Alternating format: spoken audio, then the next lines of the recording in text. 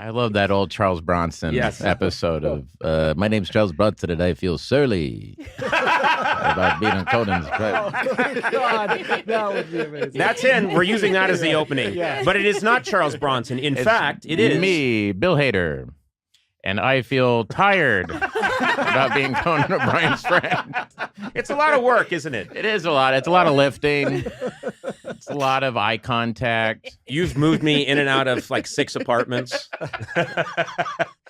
You still have that van, don't you? Yes. Like, hey, Bill, you still got the van, right? Can you help me out? Well, can you get it? God, I love a Charles Bronson impression. I really do. It's Hank Azaria's impression. Yes. I do Hank Azaria's Charles Bronson, which I can't do. But who was the guy? Tim Thomerson. Remember that guy? He's really funny. Yeah, he was in a bunch of movies in the 80s, and but he would do Charles Bronson. He did a President Charles Bronson talking to a bag boy at a grocery store. Mm-hmm.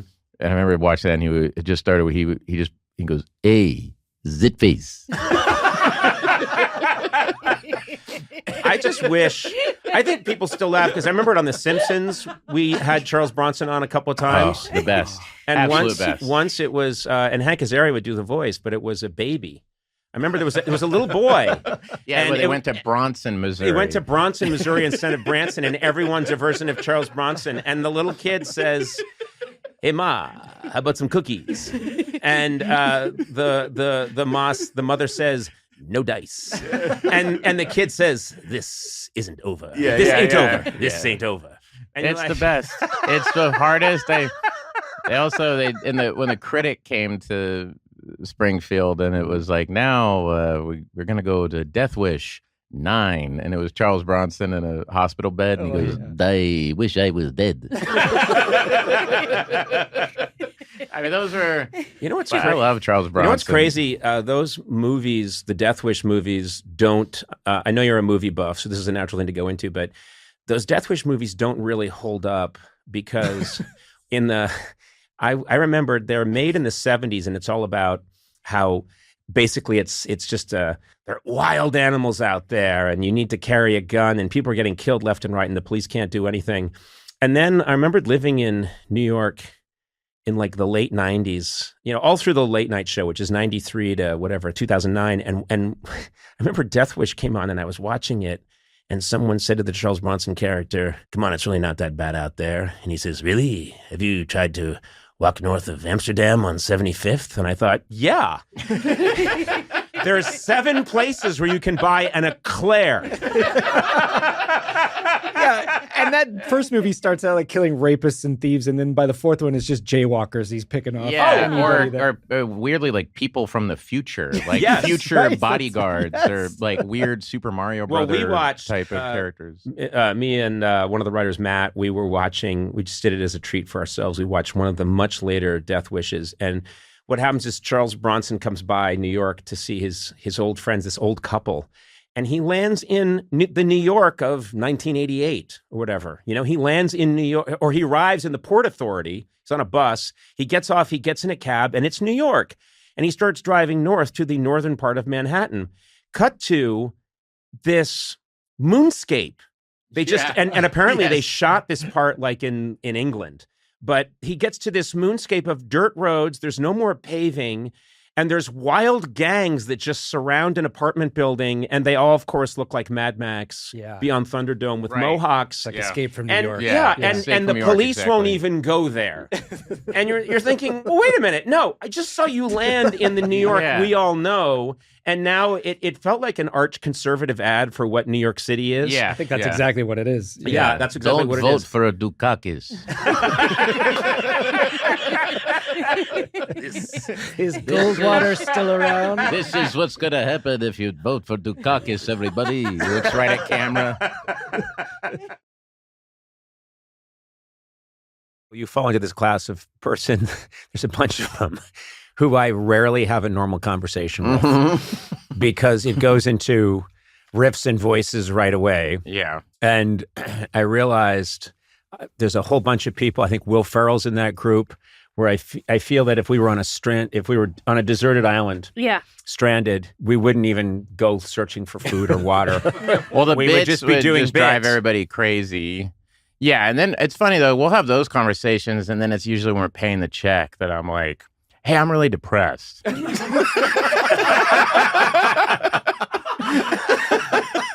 I'm going through something, and you're like, "Oh man, I'm sorry," No, it's true. And then I feel like I'm like, yeah, we'll get to that. You know who's also depressed? Wow. This guy. Yeah. What do you mean you're depressed? Yeah. No, don't do Columbo right now. Before the podcast, I went in and I was chatting with you, and I went in, and the first thing I was going to do was ask you, because I know you live in the Palisades, and I was going to ask you about, your house and your family and everything. And before I could do it, we got off onto something, and then we're just laughing our asses off like idiots. Yeah. And then just as we're about to come to the podcast, you went, I think you said like 2 of our houses burned or something. Yeah. And I thought, shit. Yeah. I was supposed to start with that. No, that's been our whole friendship. It's joy and fun and goofing around. And then it's like, oh yeah, I'm here to tell you, like, should I go on medication, Conan? Not if it makes you less funny. No. Yeah. No. Absolutely not. Get those endorphins running with voices. Oh. You should not ask Conan if you should be on medication. No, I'm on so much medication. No, but it is true. Yeah, we lost.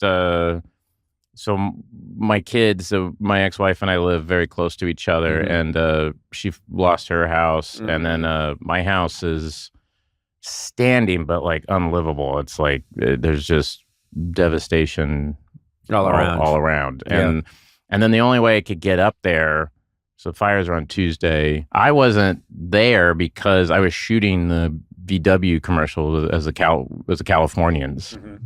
And we were shooting that commercial, and so I'm dressed as the guy from the Californians in Malibu, and we look up and there's smoke, and it was me and Kristen Wiig in a scene. And Kristen, that morning went, there's a really bad windstorm coming. I'm really concerned about fires. First thing she said to me. And then we're shooting, and I look up, I saw smoke, and the guys go, "Oh, don't worry, that's in the Palisades." I go, "I live in the Palisades," and it was just dead silence. And then I was like, I gotta go. And so I never got a chance to go home. Yeah. And so I just went up, and I go, "Here, I have, medication, which is true, up there, and I need to go and get it." And they said, "No, it's too dangerous." And I saw a news crews, and I literally just went up to them, and I was like, "You recognize me?" And they were like, "No." And I was like, "All right." I go to the next one. I was like, "You recognize me?" And the guy's like, "Hey, no way. Hey, what's going on?" Diamond Dave. And I was like, "That's right. Hey, man, I gotta get my stuff." I'm Judd Hirsch. You can be whoever you want to be. Hey, you seen Ordinary People? How about Taxi? Shit.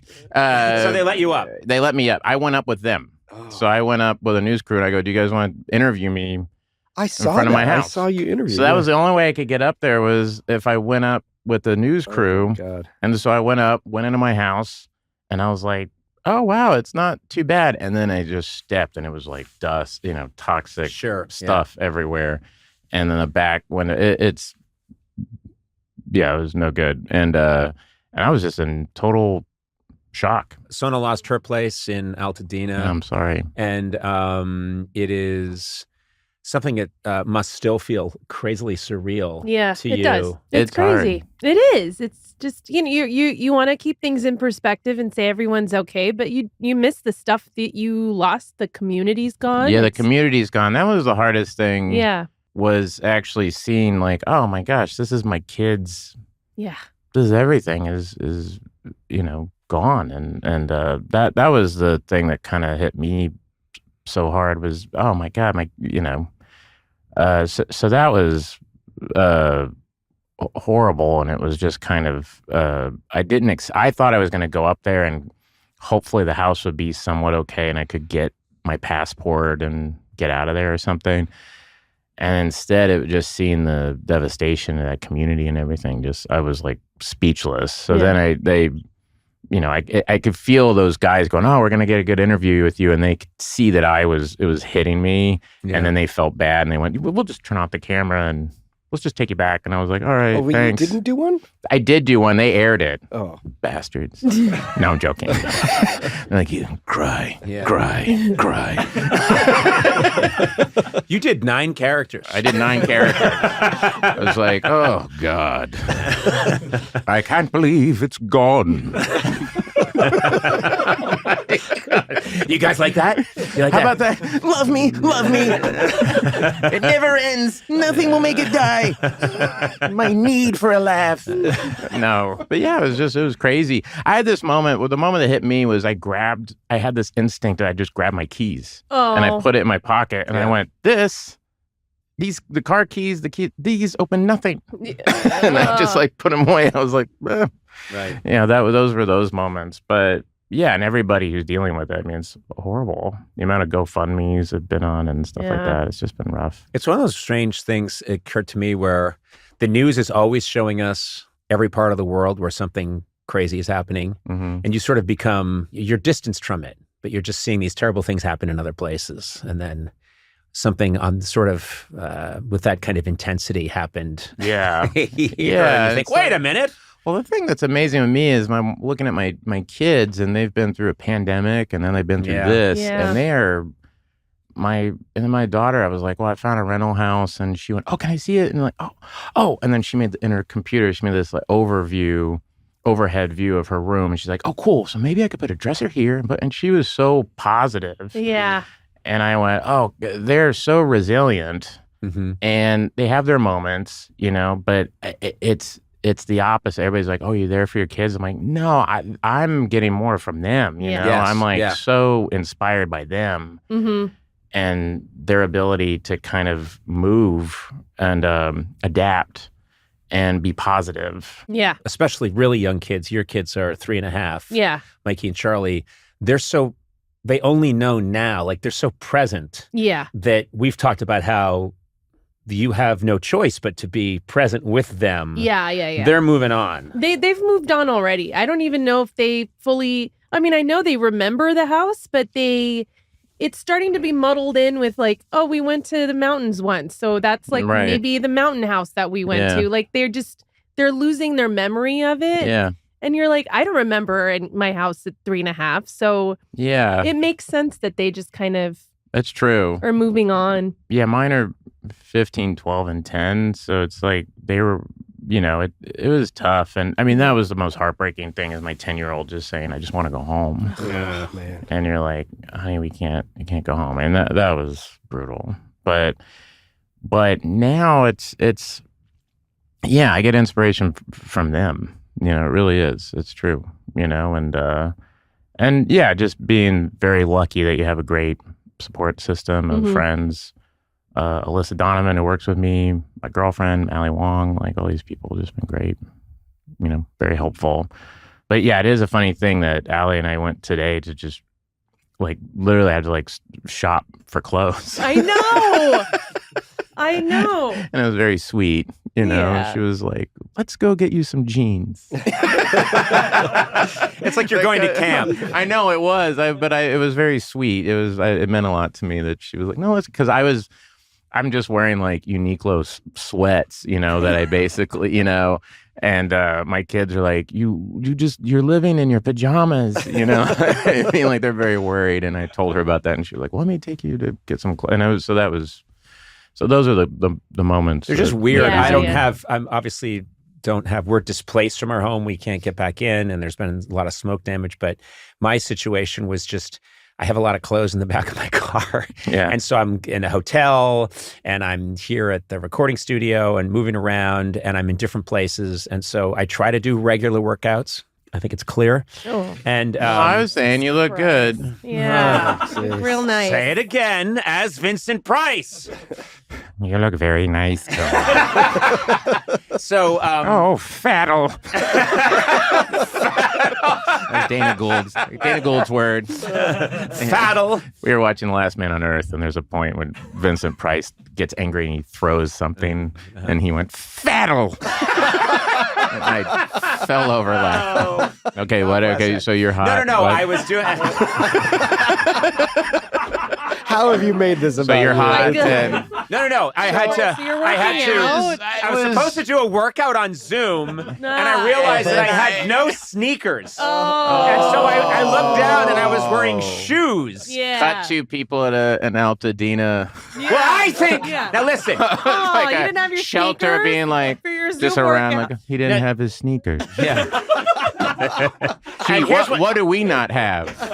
Everything. Here's what I want to say. Oh. Now, I had sneakers that were perfectly good for working out, but for the kind of workout I was going to do, Oh. I like ones that have, well, Brooks makes ones that have, if it's going to be more aerobic, it has more of an insole. Yeah. And, well, they're costly, but that's the ones that I wanted. Right, And right. they were, of course, back at the house, which is fine, but I don't have access to. Yeah. Why isn't this seen as a tragedy? We don't have spoons. We have nothing. You guys know what dips are, right? Well, I can do 20 dips. Well, I could do 5 on my own, 15 with my trainer holding my legs.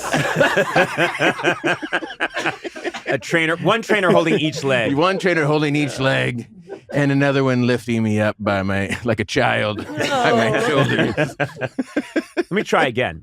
Guys, I don't have access to my home, and there's this kind of sea salt that I have in my home. It's there. The house is there. It's pink. Uh-huh. It's a pink sea salt. Yeah. I can't put sea salt on the chocolate anymore. No. And so you don't get the salty and the sweet. You get just the sweet. And then I go down to Gelson's, and it's not there. No. Then I go to Erewhon, but of course, there's a line. I think Erewhon? my stories rank with yours. And I say, what do you mean you don't have the Haley Bieber smoothie? You ran out of raspberry. You know,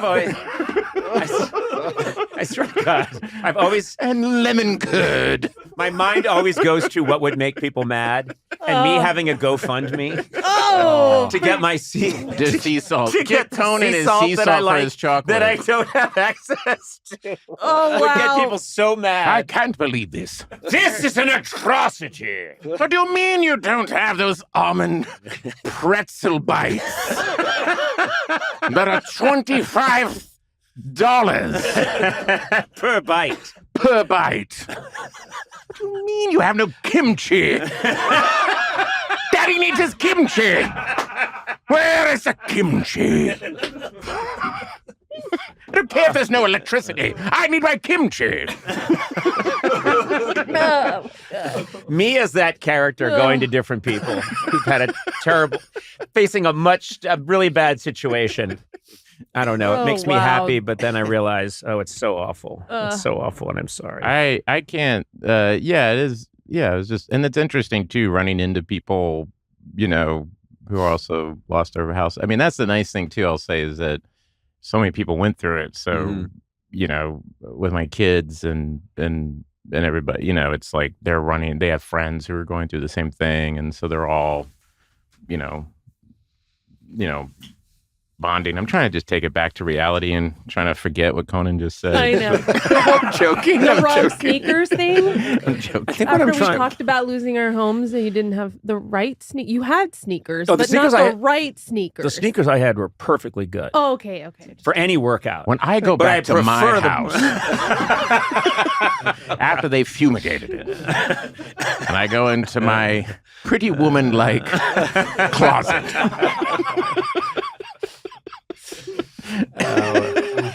Now I'm just going to have to go in there and destroy everything. Sea salt is the perfect. I know. Sea salt is the perfect thing to GoFundMe. It's Oh my god, I have a headache. just a picture of me in a white tuxedo. My house is fine, On a but yacht. I don't have access to my sea salt. During the fires, I took my yacht out to Catalina. Do you know what that was like for Do me? you know what that was like for me? The rocking back and forth. The people saying, "Can we get on?" And we say, "No." I have to hit them with an oar Hitting them with an oar. throughout my back. I just told my daughter, "Here's an oar. Poke at them if they try to get home."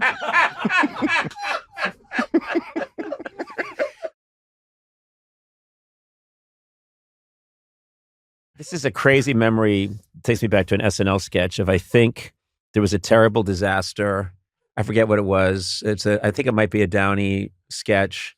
Oh, there was a terrible disaster. He's the king of a Jim Downey sketch. And what happens is all the A-listers are gone, have been wiped out, and so the B-listers have been elevated. It's just a bunch of agents trying to figure out who the new A-listers are.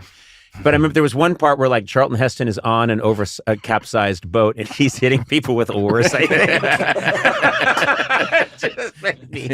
I don't know. I love that. Yeah, Downey was always the guy that would come up with a sketch that you were like, oh, really? We're going to do this? Yeah, he was always the guy that I would be like, so you want me to do this? Really? He's like, yeah, it'll be great. Everybody will laugh. Oh, God. Okay, I hope so. But yeah, he was, well, and then, the sketch I always think of that I wish that so many people have told me about, Dana Carvey told me about, and everything, was Giant Businessman. That was the Jack Handy one. Yeah. About the... Jack Handy was, he had the office next to the one where Greg Daniels, Bob Odenkirk, and I had an office, and Robert Smigel would come back there all the time, and the bunch of us would just work on things together. And Handy had the office next to ours, and we of course would stay up like 3 nights in a row.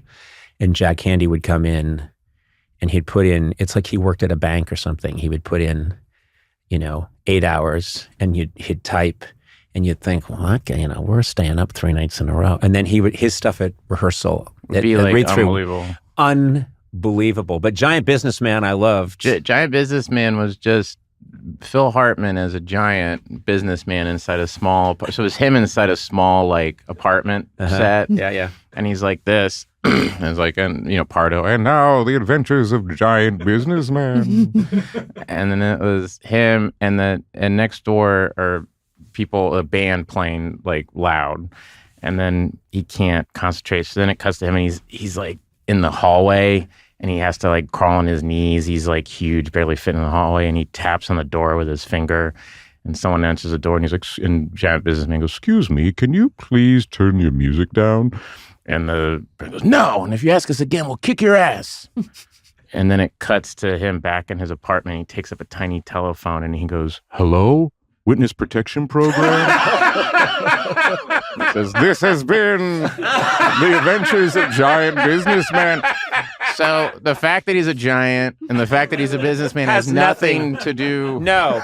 And then he could step on these people. That he could step on them, and then he got scared. And so many people, Al Franken and Downey and Dana and everybody, I remember him doing it at the table, and they said that was the biggest laugh that they had heard at the table. That it just kept going into the next sketch where people were like, wait, what? Will Forte was like that. He had that sketch, Potato Chip, that people talk about sometimes, and that was like at the table read, it said, the script said potato chip. And then Lauren reads the stage direction, and Lauren went, open on, NASA. And we all died.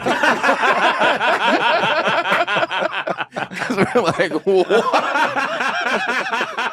It's called potato chip. Open on, NASA. And we all fell over. Yeah. I mean, Will Forte, I don't know where, he's like one of those guys, like, him and John Solomon, when they get together, it's like they don't know where it comes from. Yeah. It's just very genuine. And yes, yeah. And he doesn't, when you would write with him, I would be laughing hard and he kind of wouldn't be laughing. He would kind of look at you like, yeah, so, and then he would say the funniest shit I've ever heard, but it didn't, he's like, no, these are jokes and we'll put them together, but I always admired that, because he never would try to put on or anything. He was just just genuinely. It came from a really funny. pure place. Very pure place. Yeah, I was always impressed with that. Well, we've tapped out. We've gone. I mean, you've given us much joy. You've also given us some reality, which I, of course, ignore. Talked about people losing their homes, and I made it, about how I don't. Those really good sneakers. Okay, You can see it from my point of view. Now I get it. No. You know what I'm saying? You get it. Oh, Okay. No, but you know what I mean. The ones with the really good arch support. Just you at a Ralph's going, Betty Crocker. Who the hell is Betty Crocker? Why is this so inexpensive? My God. Here she is.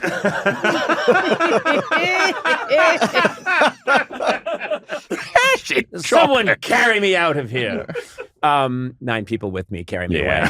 I think about you from time to time because you're obviously one of the funniest people, certainly I've ever met, but you're also, you're a very sensitive person and you're a really sweet guy. And I like it when we get to hang out. Yeah, and man. I'd like to hang out more and maybe try and riff a little less and find out how you're doing. Like, how are you? No, man.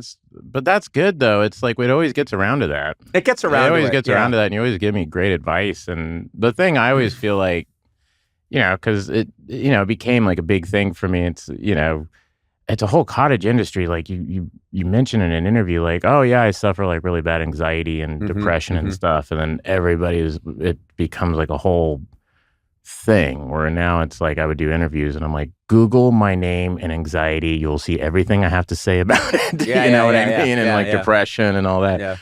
But when I talk to people like, you or Marty or these other, people I admire so much for so long, and you guys, we talk about it and stuff. You guys have been so great at listening and giving me great advice, and so I really appreciate that. Yeah, man. It's good just to know that it is also. I mean, everybody. So many people out there who, in all walks of life, have this issue, but it's also particularly an occupational hazard. Oh yeah, in the comedy world, I don't know what it is. Yeah, but it's something where it's the flip side of the coin. Yeah, totally. And I think I've just gotten to this place though, where it's like kind of for the first time in a healthier place. I mean, it's nice seeing Allie, my girlfriend, who's just stand up but is like a very solid person. Like she makes breakfast for her kids every morning, makes dinner, she's home. It's like her priorities are so dead on. And I'm like, wow, you can be really funny, really smart, and do all the cool stuff and still have that, be a person, a human, so that's been helpful. Oh, this Conan's is not sad. No, I'm just Jesus, now I'm thinking I gotta start making food. Oh, you need to do a lot more than that. I know. What do you want? All right, what does everyone want for breakfast? No! Eggs Benedict! Toast Matrix! You will get Honey Nut Cheerios. Dry Honey Nut Cheerios. I love this version of me because it is me, just with that different accent. God I'm bless the mayor you. of Amalfi. My house largely unscathed. Largely unscathed. As usual. Bill Hader, God bless you. Thank you guys. for being here. Hi, my name is Bill Hader, and I feel grateful about being Conan O'Brien's friend. That's so sweet. That's really nice. You just were telling me just before we started rolling. Is it rolling? Recording? Rolling. Okay. I don't know the lingo. I'm new in the business. 6 You said that years. you heard someone walked up to you, on the street? Yeah, and so why are you and Conan, would you guys, you're on his podcast, all you guys do is just laugh and giggle. But there's no talking. It's like one guy talks and the other guy's laughing over that guy. And I just wish there was more of a discourse. Well, I was like, I just want to fuck with that guy now. We should just howl the whole time and say nothing. It's like it's just so hard to figure that. Yeah, the Can people he get that his septum fixed? Yeah, That's what I would say to him first of all. Yeah. Septum Sam. Yeah, I was the guy. Many women very interested in me. I have a long line of suitors, so to speak. But those are always the people that would come up to you that would have an issue in New York, especially. Yeah. You would come up and go, "I didn't really like the show." Like no one comes up like, "I couldn't believe the show was so bad." Like it was always like when I first started SNL, it was always guys walking up and going, "They should use you more." That's nice. When That's it was a nice thing. which was very sweet. That's a And nice I go, thing. "Lauren, these guys said I should use you more." You went, "Who? Who are they?" No.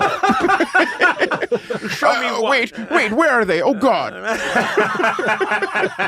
Shit. I was just remembering, this is all going to be random thoughts that come into my head because that's what happens when I talk to you. But I was just remembering when I worked at SNL all those years ago, Leslie Nielsen was the guest, and he famously had this thing made that would make a farting noise. And he went to like a craftsman. Mm-hmm. I mean, this thing was not something he bought in a novelty shop. Mm-hmm. Leslie Nielsen, this was his sense of humor. This thing was beautifully made. It was made of, some sort of teak, some sort of polished wood, and it had brass fittings and everything. And he would make these farting noises. And I remembered you'd be talking to him like, "Okay, so anyway, Leslie, the idea of this bit." Yeah. And he'd be doing it, and you'd be like, "Oh, okay." But then he kept doing it to Lorne. And you realize it would nothing. Because of the 50th anniversary, there's all these documentaries now, Yeah. Lorne. And Yeah. Lorne always keeps his dignity in any situation. Yeah. And I'll never forget Leslie Nielsen. Lorne would be like, "So I think we're going to do," and Leslie Nielsen would always do kind of a take, like to the side, like, "Who was that?" His innocent Leslie Nielsen face take, and you could see that big chunks of Lorne's organs were dying, like The fellow Canadian. yeah, fellow Canadian. He's hosting the show. I'm he's giving you such a solid. Yeah. He comes in with this device. Yeah, he comes in with this device, and it's just Lorne's least favorite kind of comedy. And I was fascinated, and there was nothing Lorne could do. I was a PA on this. I've talked about it a couple of times. The Arnold Schwarzenegger movie, Collateral Damage, and this guy's Bill Hardy, actually was his name, and Jason Altieri. They had a fart machine that they're messing with, and they put it on the boom guy, Earl Sampson. They put it on his belt without him knowing it. Right. So he was in an elevator with Schwarzenegger and this Francesca Neri was the actress, and they're having this really intense scene. Like, "We got to get out of here, and we need it." And it was very Yeah. And they somehow could do it where it wasn't just like, it was like Realistic. And so we were all kind of like at the monitor listening. So it's him going, "How to do the thing. If we can get the antidote, everybody will know that you are going to be all right." And we were like, "I can't hear it. Can you hear it?" And whatever. And then we knew it was working because then the clapper came in and the guy was laughing. It was shaking. He was like, "Take 3. And then came out. We were like, "Oh, good." And yeah, this Earl Sampson, the boom guy, was like, "Where is that coming from?" And it was on his belt. "I just need you to get out of here." Does Arnold ever call it out and say what's happening? No, I think somebody came in and was like, "Get that off," like took it off his belt and like came over and like, and we all acted like stupid, like, "What? Wait, what happened? Who did that?"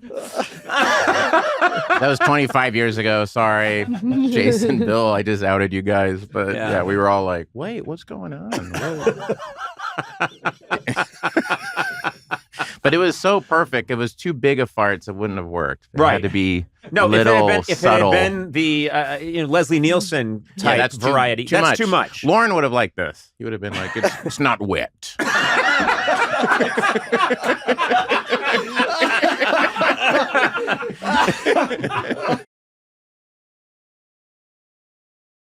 I know Lauren would get frustrated because you, Mulaney, you guys would have these obsessions about very small things in show business. Yeah. Lauren loves he likes a home run hitter. Mm-hmm. He likes someone who's going to go out there. He likes, give me your church lady. Give me your, like, oh my God, give me give me the character that everyone just can't wait to see, softball down the middle.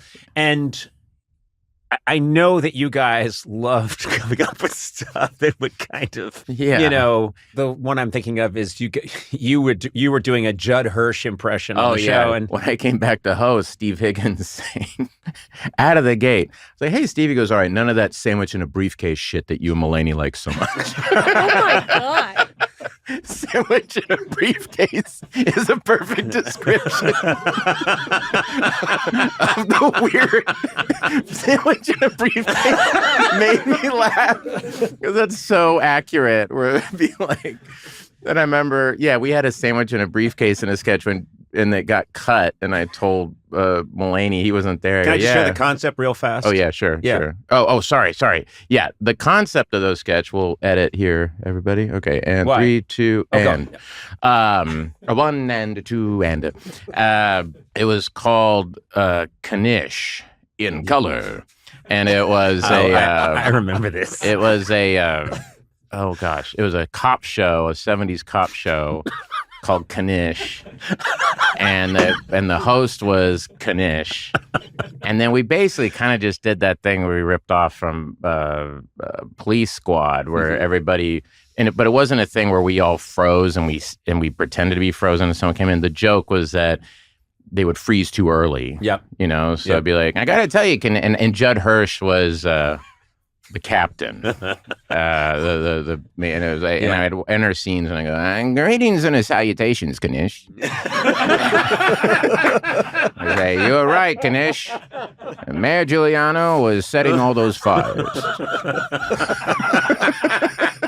and you would walk in and it was like, I gotta tell you, Knish, no, it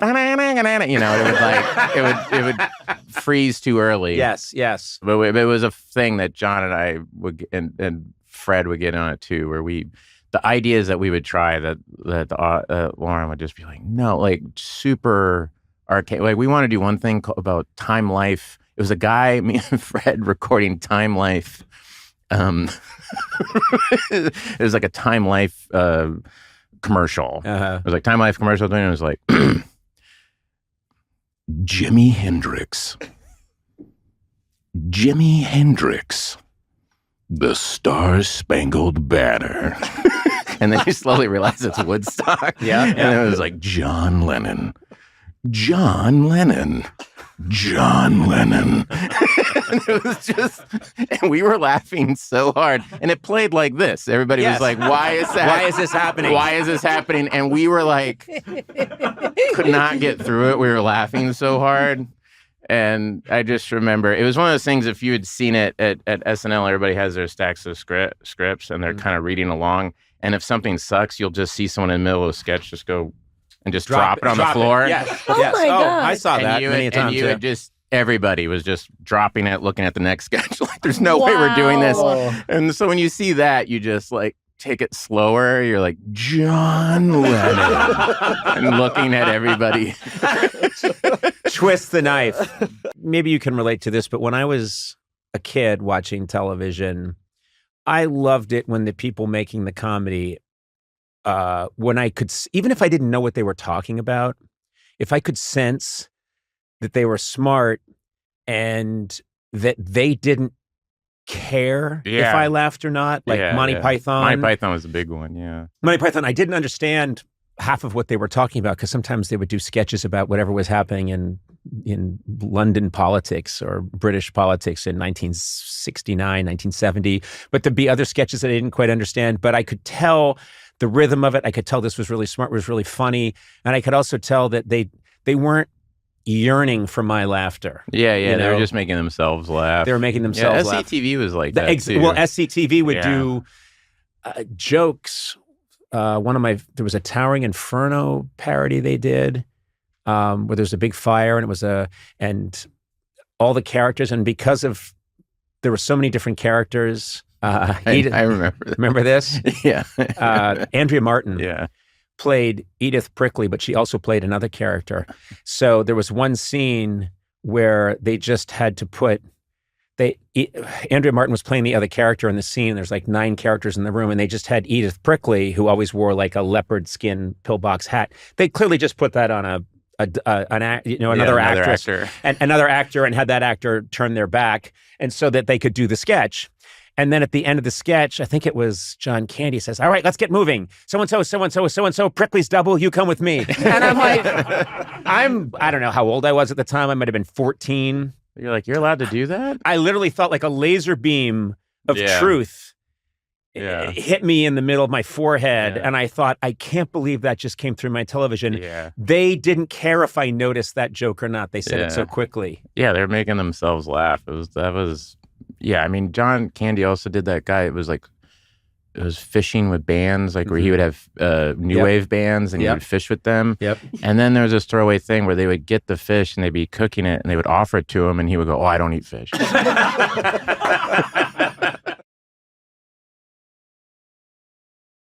When I was a kid, I watched old movies almost exclusively. Yeah. And I'm bringing this up because I want to bring it around to Barry. I have to say, this is, and not just because we're friends or anything, it is, I think, the best show on TV. I absolutely love it. Nice of you, man. Thank you. Now, keep in mind, I don't see a lot of stuff. And he's never seen this. I've never seen this. Yeah, I don't watch Barry. I've never seen Succession. Yeah, exactly. No, it is... I just love what you're doing with this show, and I know that this season you directed every episode, I believe. Yeah, every episode. And so I kind of just wanted to go back for a second and think, explore. You clearly are such a classic film buff, and it comes through in your choices as a director, and you take that really seriously. And I know that, I think you were telling me once when you were a kid, you'd go over to sleepovers, and people thought, "Oh, these kids are probably watching, pornography." Yeah, right. It's like, no, you were watching A Clockwork Orange or Taxi Driver. Yeah, I was watching Taxi Driver, and studying the shots. Yeah, exactly. Yeah, no one was interested in that. Or it was like, see how the camera, it's like a subjective camera move. I gotta go. And they're like, they have those in porn. What the hell's wrong with you? Subjective camera move. Why the hell you in my house? The father comes in tighty whities. I just hear subjective camera move. Where the hell you come from? I want you to get out of my house. Looks like we got ourselves a film buff. Yeah. No, but it was more nerve-wracking for that. No, but it was, you would watch that or watch old movies, and it's just what you were kind of interested in. It was, what the thing that you can't describe, the thing that you're attracted to, that is what happens. And when I would watch movies, I remember, my mom liked actors and things like that, and what always captured me was kind of the story or the way it was shot or the design of it. And just recently, I have 3 daughters, and I showed them Rear Window, and it was fascinating because it started and they went, "Dad, this is like old, 13, 10, and 8 are their ages," and they're just, "This is boring. Why are we watching this? Please, no." And then as it went on, they were getting more and more into it, and then it gets to this point, which is one of my favorite parts in any Hitchcock movie, if you can remember the movie, where Grace Kelly goes and gets in the Raymond Burr's apartment. Yeah, the killer's apartment. The killer's apartment, and he comes home, and then there's that great moment where she finds the wife's ring, and she has the ring, and she's trying to show Jimmy Stewart across the street, like, "I found the ring," and then the camera pans up, and Raymond Burr is seen that she's doing that, and he looks right into camera. He sees Jimmy Stewart that Jimmy across Stewart's the street. watching. So he now knows I'm being watched, and I now know what's happening. And when he did that, all 3 of my daughters just went, and I thought, okay, this guy made this in the 50s, early 50s, and there's just nothing that you can do whatever you want in movies, whatever. But if you have good storytelling and good craftsmanship, this is what you get. It's timeless, and it really made me, that's why I keep going back to those, because it's just the bare bones craft of it. Hey, whether you're stuck in traffic or streaming your favorite podcasts, that's where I come in. It's important to have a network you can trust wherever you are. Say it with me, T-Mobile. T-Mobile. Yeah, you didn't really have to say it with me. Oh. But it is your network. I'm excited about T-Mobile. Yeah. They're killing it. And, who's really excited is our good friend Blay, Yes. who's been using this service. Blay, tell us about it. Yeah, I have been a T-Mobile subscriber for a really long time. They're awesome. I download videos all the time. Yeah, you do. You lightning quick. download a lot of videos. Yeah. I do. Now, you've never read a book. No, books are overrated. But and I listen to this podcast on a hike. Fantastic. Up in the mountains. You listen to our podcast? I will contractually. You I have work to. here. Yeah, I have to. I have to listen to it. But it's great. And honestly, like the coverage is insane. And yeah, I love the service. I love the phone. It's fantastic. Experience for yourself how T-Mobile is America's largest and fastest 5G network. You can't top them. I like all the G's. You bet you do. Find out more at T-Mobile.com/CY. That's SEEWHY. Fastest based on median overall combined 5G speeds, according to analysis by Ookla of speed test intelligence data for Q4 2022. Good. Wow. That's incredible. Yeah. I said exactly what they wanted me to. You just See read it word 5G details at T-Mobile.com. I love that you bring up showing these to your kids because I always feel like I have so much on the line when I show these movies that I love to my kids, especially when they were younger, because if they weren't having it, I felt destroyed. Yeah. But I showed them not too long ago. I showed them Deep Throat. No, yeah. Deep Throat. Yeah, and you know what? It's got a lot of subjective camera moves.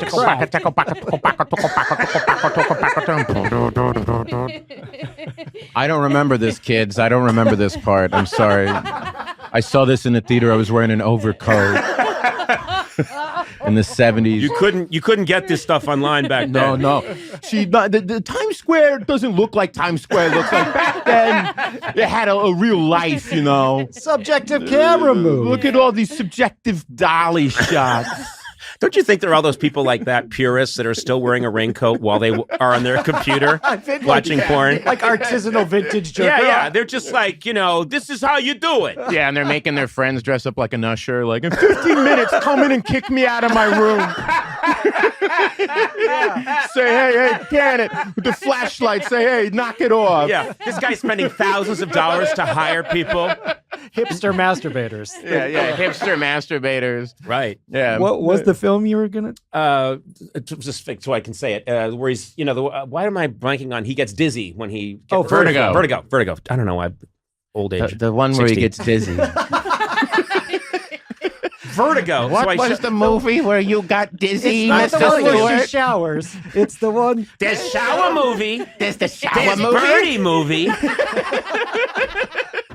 What's the one? There's dizzy movie. There's What's the one with dizzy rope? movie. Then there's the peekaboo movie. Peekaboo movie. I see you across Which the is- street movie. I showed my kids Vertigo with some friends of mine, and they're watching it, and at least they were old enough to appreciate. Because I went on a riff at one point about, because it's kind of crazy. Jimmy Stewart takes this It's kind of Dana's bit. In beautiful a weird way. blonde woman up in this tower, and then she goes flying out of the tower, and so then he comes back later on to the same mission with Kim Novak. with Kim Novak, and I just do him running into a nun and saying, we're going to get one more try here, you see. We're just going to take and the nuns are like, no. No, you were here once with a blonde who looks exactly. She died. She died. No, I know. I saw, we're up the flagpole one more time. I just would probably think I'm some sort of a creep. And then I do him going after the second one, like, I kind of landed in the same spot. The wind must catch. I get it. The wind catches her a bit, and she's right where the tiles meet the eaves. Yeah. And my kids were like laughing at that, and I thought, okay, at least we It's have. all right. Yeah. It's okay. It's funny that, yeah, you try to watch those old movies, and sometimes they work, but then, man, sometimes when my daughter had a big sleepover with a bunch of friends, and I'm usually downstairs watching an old movie. They're upstairs, like, whatever, singing karaoke and, singing Katy Perry songs or whatever. And then they came down. I was watching this movie called Jeopardy with Barbara Stanwyck.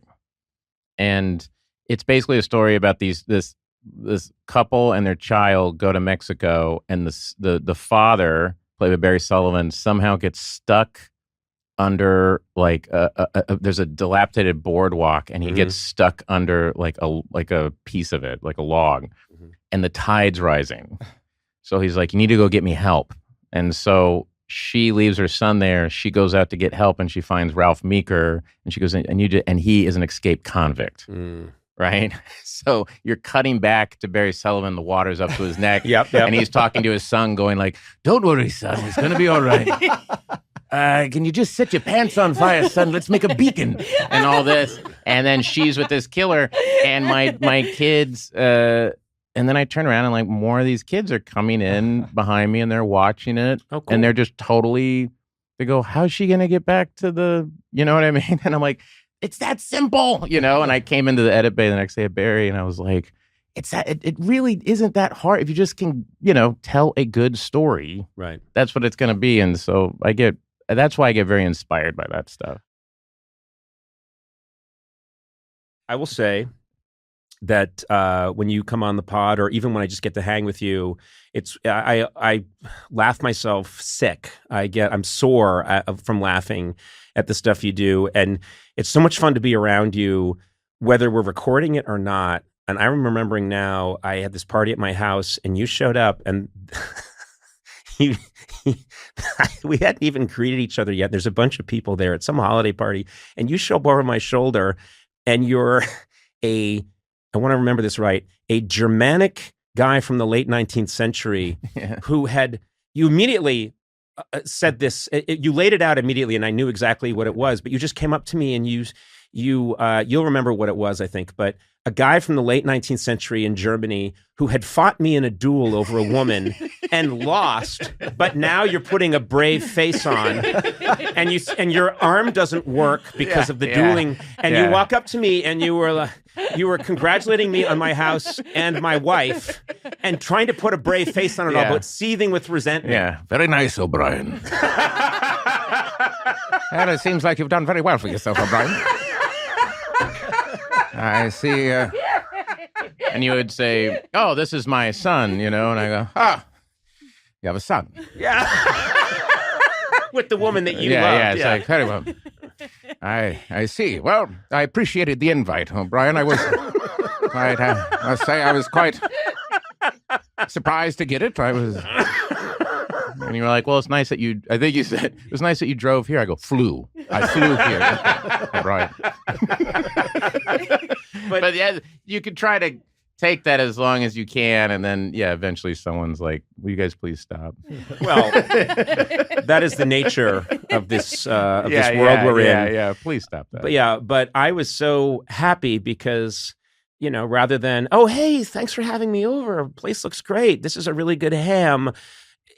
It's someone I fought in a duel in Germany, and I maimed, and I won the woman that he loved, and he's putting a good face on it. Yeah, it was. Very stiff upper lip. Yeah, very, and immediately, stoic and maimed. How long did it take you to get all that exposition out? No, it happened immediately. No exposition. I think he just turned around and was like, "Well, very good, O'Brien. I see you've got a very nice house here." And he went, oh, I surprised, I was like, "Yes, I was very surprised to get the invitation, O'Brien." Yeah. And then I think you mentioned since our duel, it all came out very quickly. And then it was like, someone would hand you something. I'm like, "This is the only arm that works, dear. Thank you very much." I would love a tuna stick or whatever it is. And it's just, I don't know. I just was laughing, but you know who likes those bits of the old school bits like that at those parties is Larry David. Yeah, and, he does. And oh my God, when you get him laughing, he really gives it up. It's like surprising when people go, "What's Larry David like?" I'm like, he is a laugher. With HelloFresh, you get farm fresh, pre-portioned ingredients and seasonal recipes delivered right to your doorstep. That's huge. I need pre-portioned. I know, me too. Because my portions are out of control. Yeah, I get too much of something and then it just goes bad and starts rotting. Yeah. Well, you should learn to use the refrigerator. Anyway, skip trips to the grocery store and count on HelloFresh to make home cooking easy, fun, and get this, affordable. That's why it's America's #1 meal kit! !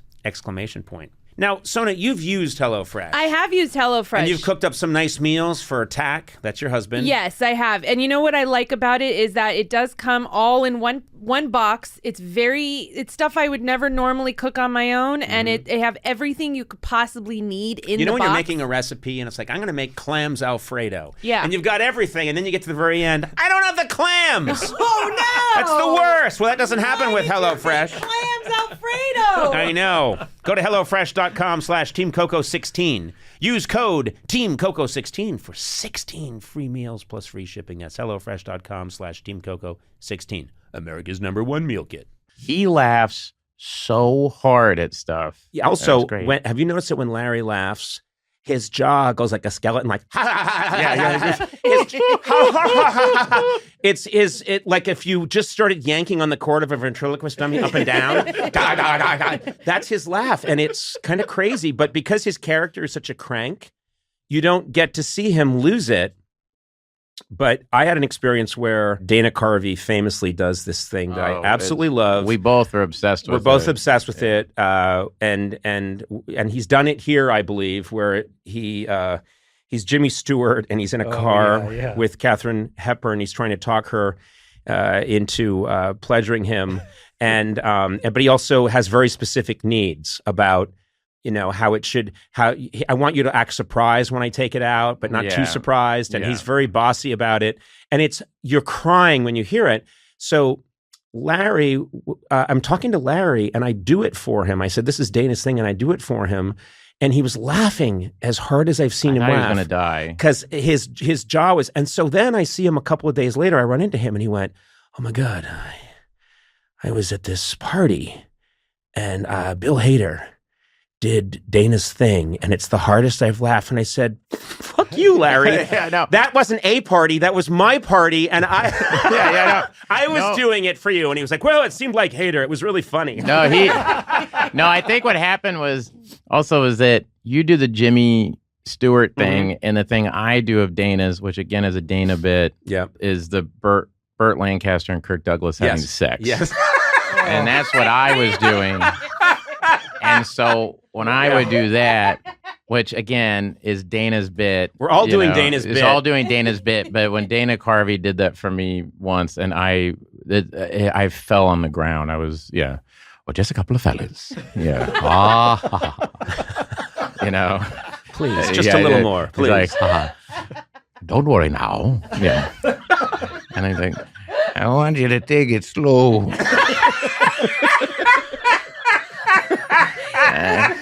I want you to. And then the line that I always remember was, "Don't buck around now. I don't have a lot of play down there."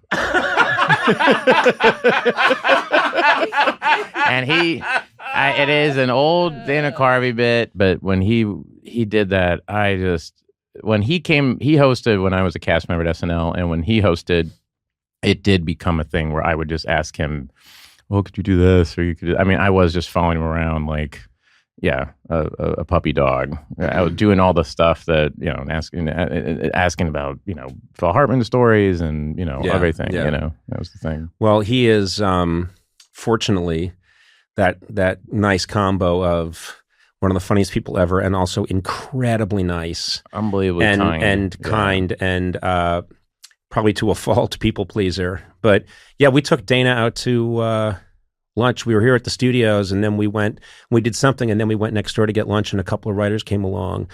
He put on a show for the writers, and it very naturally, but just was going through all kinds of stuff, and he was doing Henry Fonda.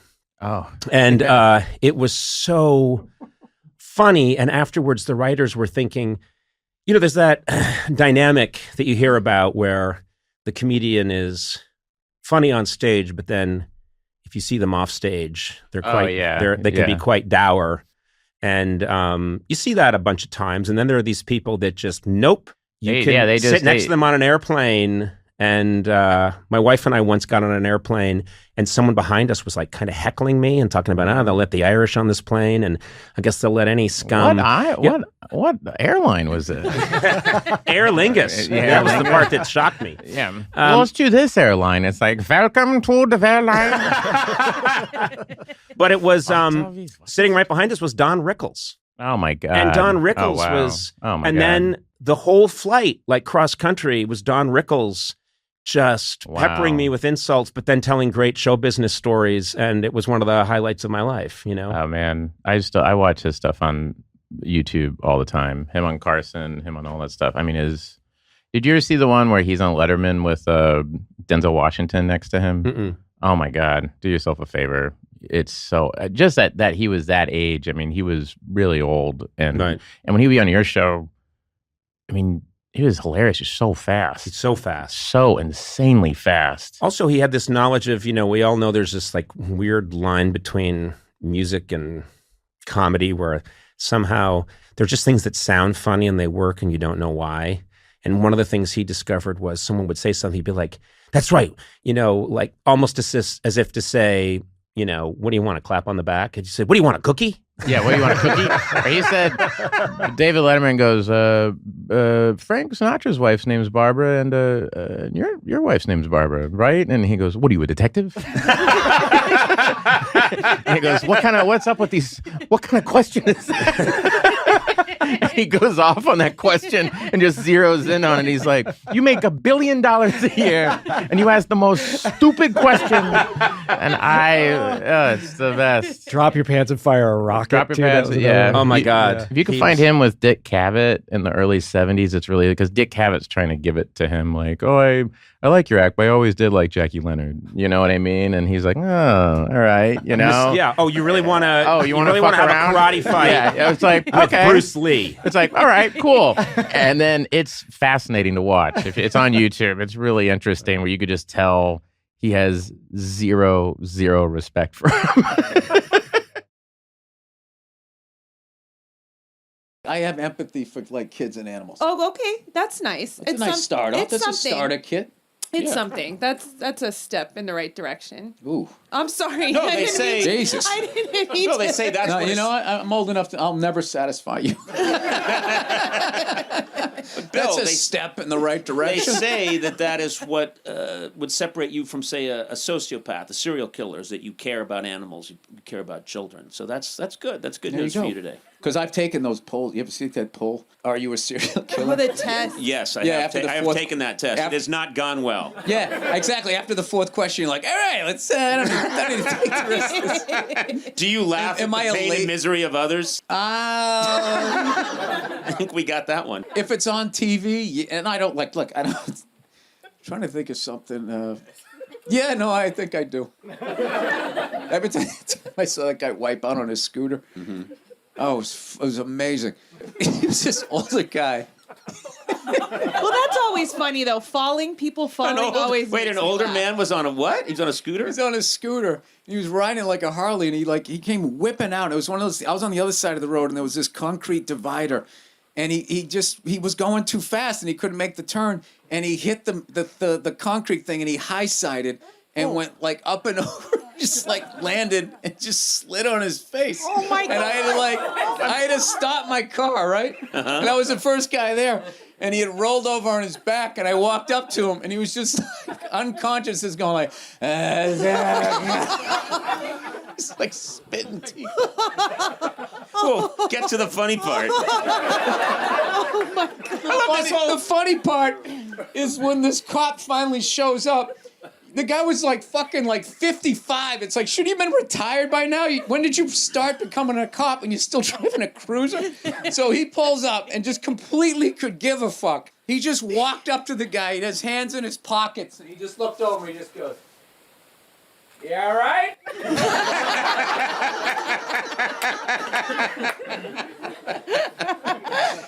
Yeah, it was. You'll relate to this. When I was a kid, I don't know if you ever saw this, but there was some Christian network. Back then, there was nothing on TV. There were a couple of channels. There was never anything good on. And there was this show that we used to watch that was made with sort of claymation puppets called Davy and Goliath. Oh, yeah. And they always supposed to have a good moral about how to behave.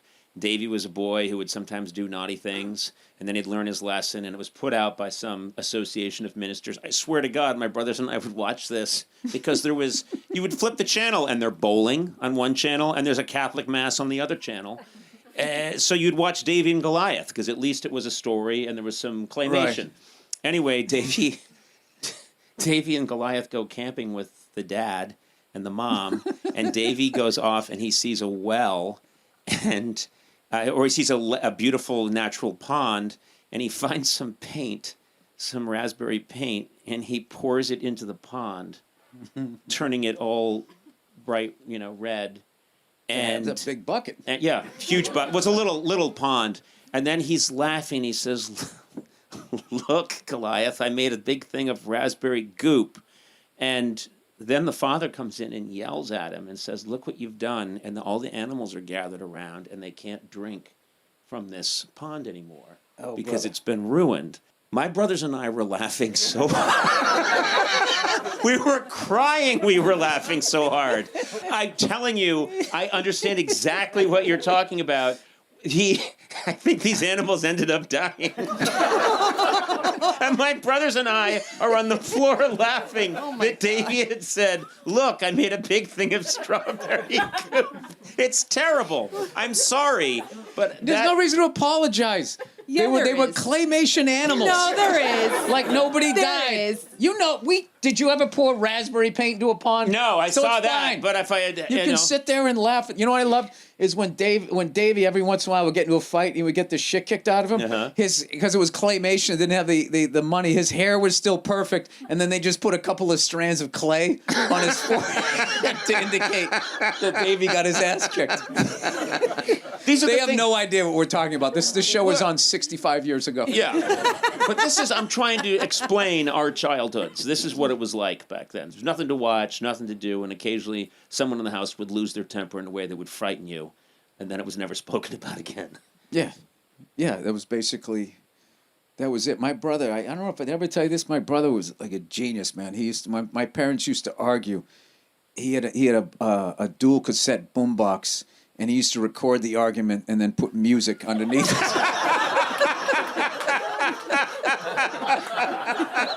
And one of the greatest ones ever was he put Led Zeppelin No Quarter, which has this really, John Paul Jones plays this haunting keyboard. It was right there. It was scored perfectly because it started off slow with them going back and forth, and then gradually, and just Robert Plant, "Close the door, put out the light."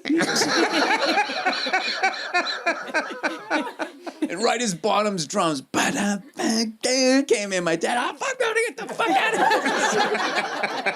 here. Dude, and we used to listen to that fucking thing for like years. And then we finally played it for my dad, and he laughed his ass off. He's like, he thought it was hilarious.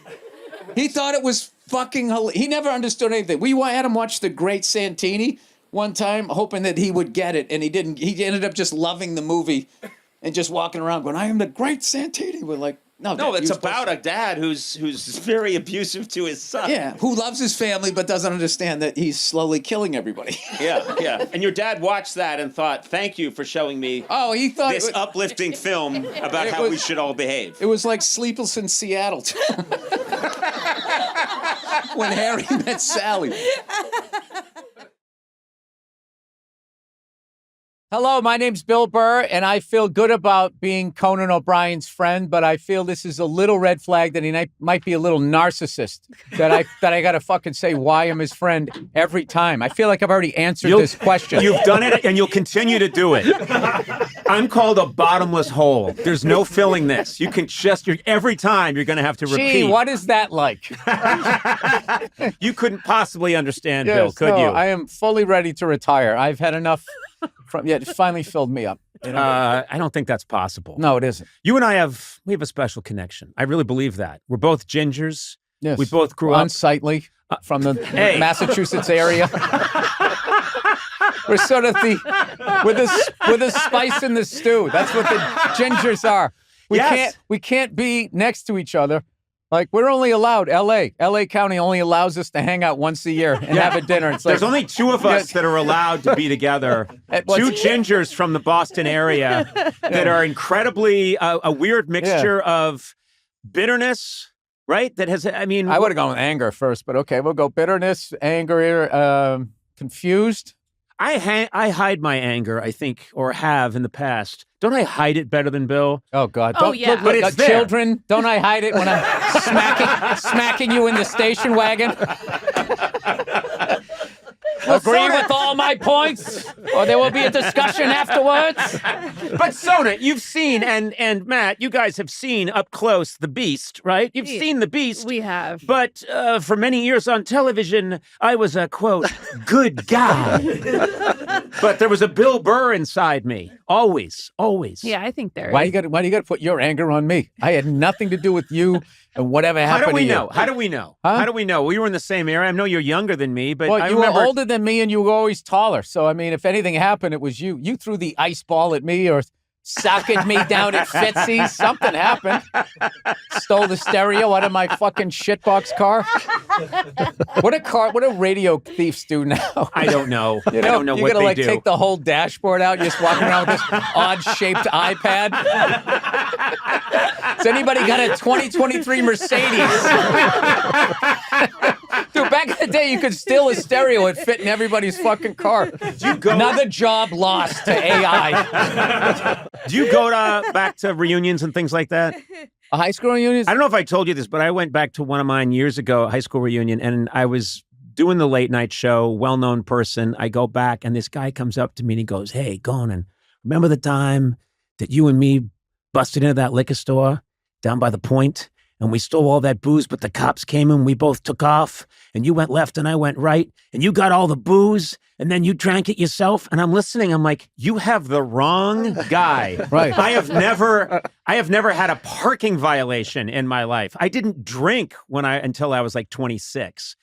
He's got the wrong guy, but he inserted me into his story, and I thought, I bet that happens to you. Unless, no, you were probably the guy that was stealing. I don't understand how someone doesn't. Was it that 6'4" ginger, or how many of you? How many of you were out there? Right. Yeah. There was that guy I went to high school with who looked like Jane Lynch.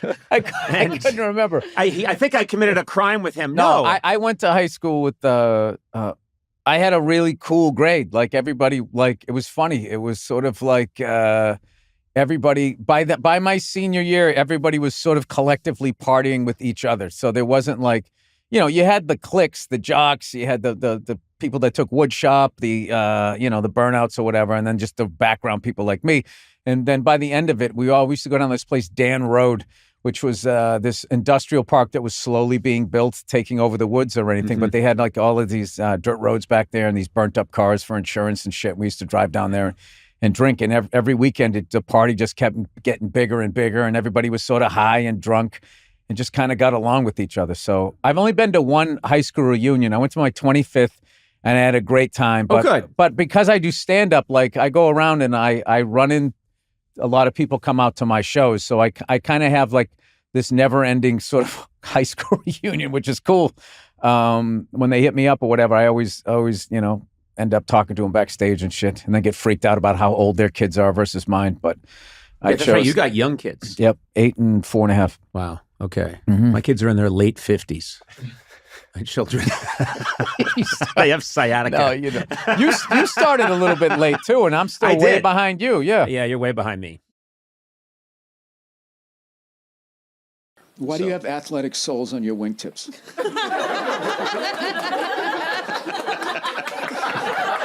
I just noticed. You never know. I just noticed that. These are beautiful. Wingtip shoes. I don't know what it is. I'm going to take these off now. These are beautiful wingtip shoes, and then at the bottom they just have a little like a rubber grip. Yeah, in case a pickup game of hoop. You just can take off his tie. All right. Well, you never know. You never know what might happen. Someone would pick you on the team. All right. Does this look absurd to all of you? Oh wait, thank you, sir. Thank you for leaping to my defense. That whole group over there still thinks it looks stupid. I think he did too. He just wants to be your friend. There was too much of emotion. You think this looks stupid? He's like, no.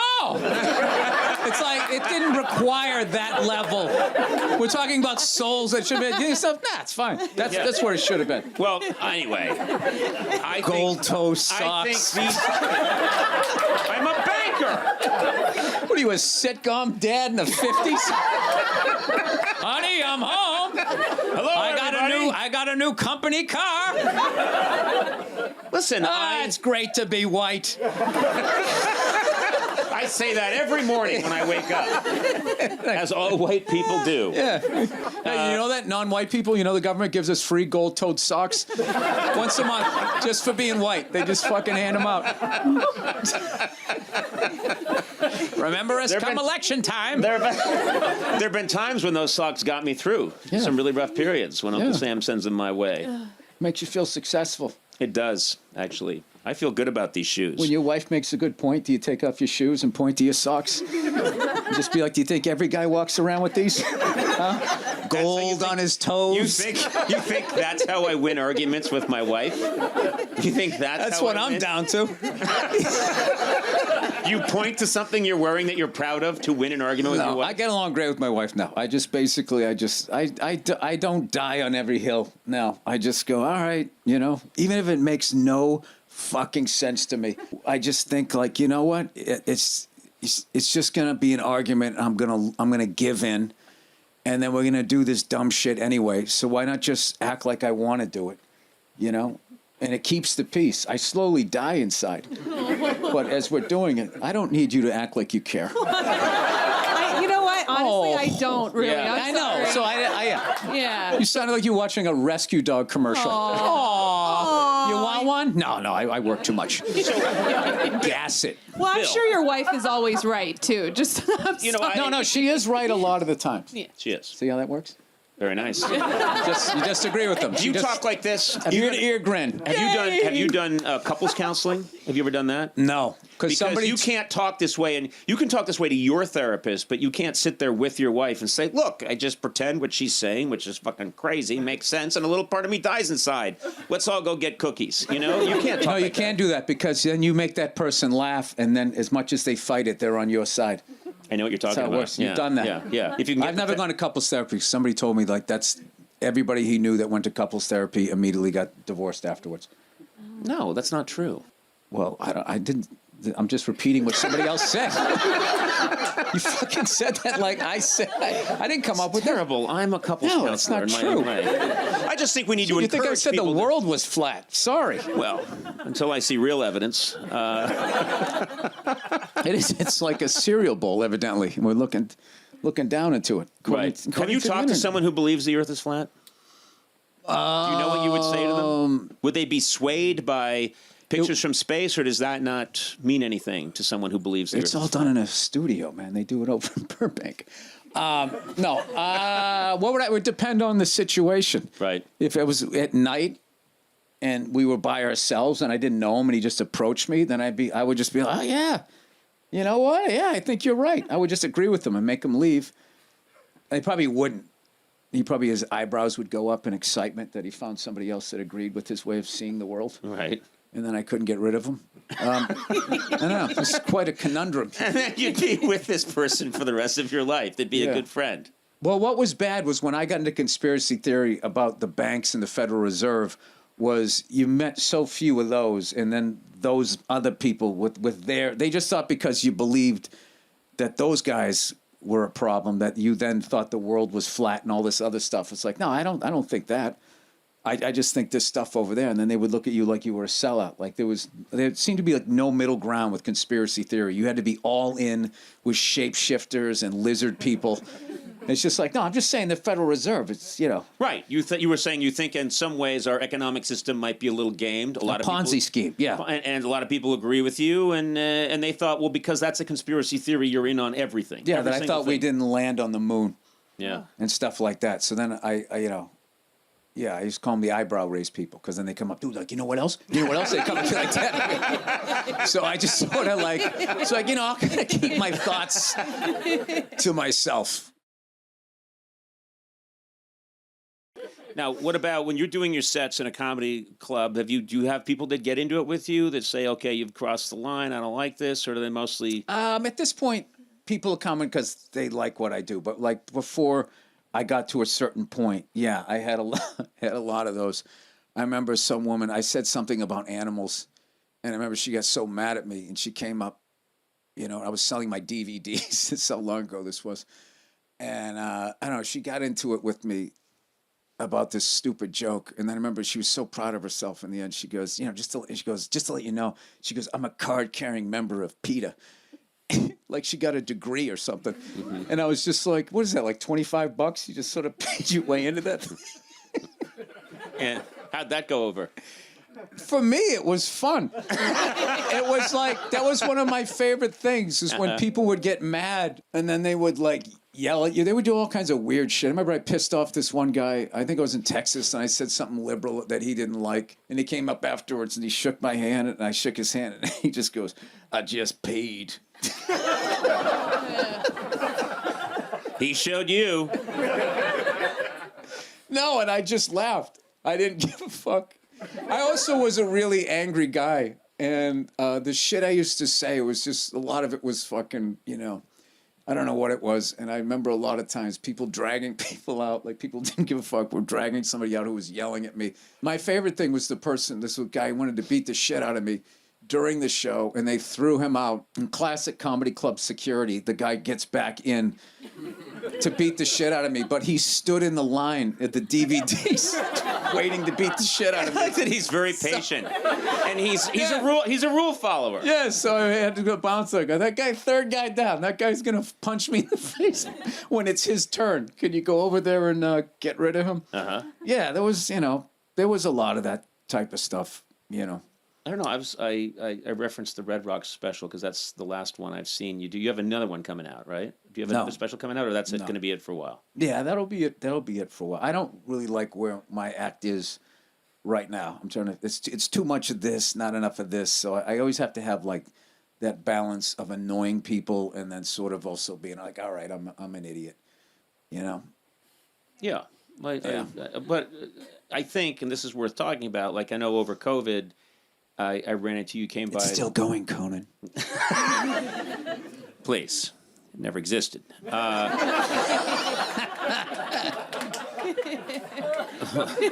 my little pet peeve. It's my little pet. Oh, I got the mask on. I got really into vaccines during COVID. I can't stop getting them now. Do they make you? I got the shingles one. I got my second one. Do they make you? Do they make you sick? The shingles one, the first time I felt a little weird, and then the second one I had a little bit of a headache the next day. But like, did not have like shingles, whatever the fuck those are. I got those once. I got those years ago when I was first starting out in L.A. I got shingles. How unsightly were you, a ginger with shingles? Yeah, and guess what? I got them on my optic nerve of my eye. No. And so it just half my face, literally half, because the nerves of your face are symmetrical, got swollen, and I was in excruciating pain and couldn't drive anything. Look at you laughing. Because I just pictured you in like a Batman movie, like being that face-off guy. His name's Two-Face, not Face-Off. Two-Face, all right. Two-Face and shingles. They're coming for Gotham. Half my face was completely was red and swollen, and I couldn't. This is killing you, my pain. I'm just thinking of your poor wife. You just screaming in agony. No, I wasn't married. I was living alone. This is in L.A. 1987. They had shingles back then. Yeah, I think it started with me. That was new. I was patient zero, and I walked. Would you fuck a monkey or something? Well, that's none of your business. That's how shingles came about. Somebody finger banged the back, and then went to SeaWorld and got in the goddamn pool. That goddamn Conan O'Brien could have kept his freckled fingers to himself. Let's just say I may or may not have finger fucked a bat. Okay? Hey, what you do on your own time? It was the mid-'80s. It's what you did. It's what people did. First of all, it's a bat. That's still a mammal. Yeah. Right? So that's still within the Bible. Yeah. That's fair game. Man can fuck with mammal. Yeah. Old Testament. Yeah. There's nothing about a man laying with another bat. The older New Testament. No, so yeah, I remember walking because I had no one to drive me, and I couldn't. I walked to. I walked, Lonely, unfamous Conan. I walked to Cedars-Sinai Hospital with shingles. It's my favorite thing ever. I'm the height I am now, but I'm 6'4", but I weighed about 150 pounds, and half my pumpkin head was swollen and deformed, and I was staggering down the street to Cedars-Sinai, and it hurt so much. Dragging a foot, going, I went to Harvard. I went to Harvard. Someday they'll put an athletic bottom on a wingtip shoe, and I shall own it. Just chunks of my face falling off. I'm still better than all of you. Oh, that always goes well. My name is Bill Burr, and I feel all right about being Conan's friend. That is all right with that? That is such a Massachusetts attitude to have. I feel all right. Well, I didn't see this last half of it. I thought it was how was I feeling. Oh. I didn't know it was about. Oh, it was about you.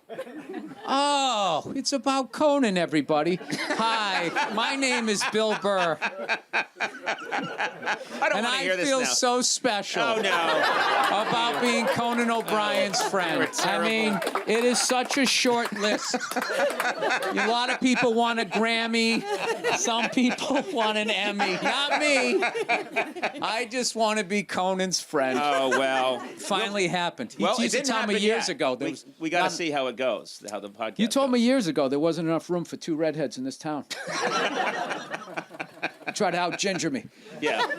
No, it is true. I was going to tell you that your fame is such that I was talking to, we talk to fans once a week, and we just released an episode today where I talked to a fan who's in Tehran in the middle of what's happening there. I know that guy. And yeah, it's the same thing as growing up in Boston. Anyway, I was talking to him, and he was telling us all of this really intense stuff that's happening in Tehran. And then at one point, he said, "But Conan, when things calm down, I'd love it if you came here and visited me." And I said, "Well, would I be welcome? Like, would your parents know who I am?" And he said, "Oh, all I have to do is tell them this guy's really funny." And he's from Boston. He's got red hair, and my parents will say, "We love Bill Burr." And and then he went zing.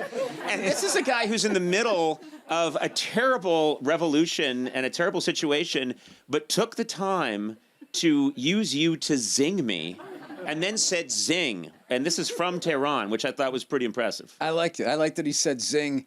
That probably added an extra sting to it. If he just sort of gave you shit, you would have taken that. But the fact that he went zing and went like old-timey with it, I don't know. I feel like that got under your skin. It did. Like you're like, I know what a zing is. You don't need to say that. Yeah. I've been doing zings for 30 years. I almost didn't release the tape of him talking. Yeah.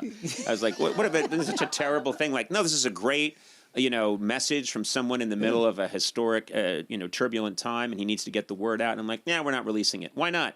He zinged me. It'd just be so small of me. I'd be such a small person to do that.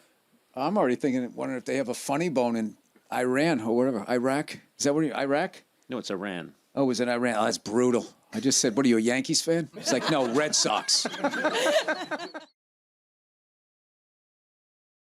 Well, you've changed your life a lot, right? You've cleaned up your act a little bit. I mean, I feel I have. My wife, I don't know. I just don't know if I'm ever going to get over that hump. She's first of all, I love your wife. Listen, enough about you and your private desires. I'm just saying, we live in an experimental age.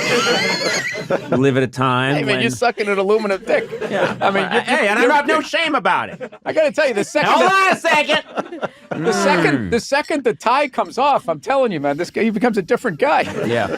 It was always a clip on. No, anyway. my wife is she's the best. She's the best. You guys came over for dinner, and she's fantastic. And it's like I feel I accomplished the same thing. I found the right person. I found someone who is on me understands me, does not let me get away with shit. Sometimes she lets me get away with a little just because she's like, let him go. Yeah, just let him blow out the lines a little bit. Yeah, exactly. Let him go. But yeah, Nia's amazing. Yeah, she is. But it's constant. Like I just when you're fucked up like me, I do need. The one big thing in our thing is I had to let her know. I need an attaboy every once in a while. Okay, you can't just every fucking day be reading me the riot act. I mean, I know I'm a fucked up guy, and I know that I'm difficult to live with. But every once in a while, I did make waffles this morning. I don't remember that being brought up. Is that no one says attaboy anymore, by the way. Is that just expected? Yeah, attaboy. No one says attaboy? No one says attaboy. How about there you go? There you go, Conan. There you go. You did it. Look at you. Look at it becomes real passive. Look at big boy over here. Yeah, it becomes real passive aggressive. There you go. There you go. Look at you. Must be nice. Must be nice. I got that one from somebody who's completely fucked up their life. He goes, oh yeah, you're out there in L.A. doing things. He goes, Christmas is coming up. You got money for gifts. Must be nice. Must be nice. And I'm just like, oh, yeah, it is. Life is pretty good when you're not doing drugs, getting fired every 2 weeks. Also, I'm sorry. This guy is coming to you with a real low bar. Oh, that was it. That was it. Must be nice. That was it. Must be nice. You got some sneakers you can put on your feet. Yeah, it's just, it just was one of those things. And I always told him, I said, listen, dude, if you're in a hole, if you're reaching up, I'll try to pull you out. But if you're face down in it, digging it deeper every day, I'm not getting involved in that. And he just couldn't get his head around that. And then I don't know. The last time I talked to him, he goes, I've been working out. I go, oh, that's great. I thought he was turning his life around. He lost a fight to his son. Wait, that was his workout? He came at his son and lost? No, he was working out because he lost a fight to his son. So he's like, oh man, I gotta lay off. Gotta lay off this shit. It's just fucking. No, but that's one of the things, that's too. The craziest motivation for I gotta hit the gym. I know. Yeah. I'm signing up. Hey, well, what made you come in? Well, I'm fighting my my 17-year-old son, and he got the better of me. So that was my wake-up call that I need to work out so I can beat the shit out of him. Right, and people always say, like, why are so many people from Massachusetts funny? And I always go, like, because that is the kind of person you run into all the time. And he said that's without a bit of funny. It wasn't supposed to be weird. Yep. Or anything. He was just straight up talking to me going like, yeah, man, he's strong now. I mean, he actually like knocked me down and stuff. So, I've been doing the curls. And it's just like, do you ever think of just like maybe going out to like have a cup of coffee and figure out what's going on with you guys? Like, I don't think you don't want to fight your son. I don't think he wants to fight you. No, dude, no, I know. But still, just like, it's one of those, and another thing too, I always remember when you were in Massachusetts is people would always, oh, that guy? Oh, dude, that guy's a character. He's a character. And everybody is like this, like it's like they're very like uninhibited, and they get into like these habits and these things that they do, and they don't realize like how colorful they are. And it's not until you travel and you go back and you come back to Massachusetts, you're like you go to like, I don't know what it's like now because like sports is like so, I don't know, I can't stand the direction that it went into.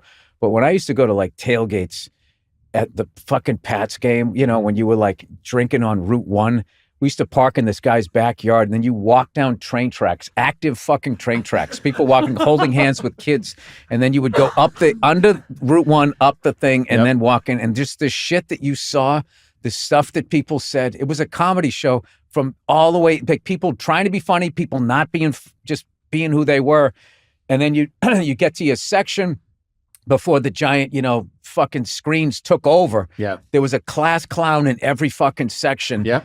And I used to try to be that guy, and sometimes I was, and then sometimes there'd be a guy funnier than me, and then I would just be entertained by him. And that happened at Red Sox games, Bruins games, big time, Celtics, all of those things. And I think like these TV screens and all of this shit that they have now, it's just like crowd control. Like the second there's a stoppage of play, that's like, they got these dumb races, and your section has to root for it to like win a T-shirt and shit. It's dumb. I was of the era where my brother and I would go down to Fenway Park without it, just would think, hey, let's go watch a Red Sox game, and we'd walk down and you could get bleacher seats. Oh yeah, for like $8. Yeah, and we would get bleacher seats and we would sit in the bleachers. No planning, no, like we got tickets and we would go and we'd sit up there. And what they did was they hired, this is back when the Red Sox. They'd stand on Conan's shoulders and then pull themselves up over the green monster. What's happening up there, Luke? Slide down hey, Luke, who's ahead? The Reds are giving us a shellacking. And then the beginning of his comedy career. Hey, you guys were supposed to pull me up. Fuck you fucking red-headed cunt. And then they just go. Hey, that's the title of my autobiography. That was supposed to be a surprise. Random House next year. Fuck you fucking red-headed cunt. I was doing a pre-promotion for it. Thank you. No, but we would sit in the bleachers, and what was hilarious was they used to hire like football players, these massive linebackers from, I think, BU, and they would, at guys with massive necks, and they were the crowd control, but not professional crowd control. Their job was just if anything got out of line, if they saw some people like having a little too much to drink and maybe getting into it, starting to fight a little bit, these guys with massive necks from BU would go running up and they would wail on people. And that was more, we went to watch that more than we could watch the game. Well, the art of bouncing back then, it was, nobody knew how to de-escalate a situation. It was all just ramping it up. Yes. I still remember I was doing this gig at Nick's Comedy Stop, and downstairs was a nightclub. And I still remember the night these guys, they kicked this dude out. And I don't know if this guy ever walked again. They basically, it was a dance floor. And, you're in there, it's super fucking loud. Belle Biv DeVoe era, like that shit was playing, Poison or something. And then you just heard this commotion. And I looked over, and I think it was two bouncers. And they had just grabbed this guy, picked him up, and started running full speed with him. And there's like innocent people there. And the crowd just parted like that. And they had him like 9 feet in the air. And the door jam is like 8. And they were both running like a 440 with this guy. And like from the middle of his back to the back of his head, just slammed into this metal thing. And he folded it like a chair.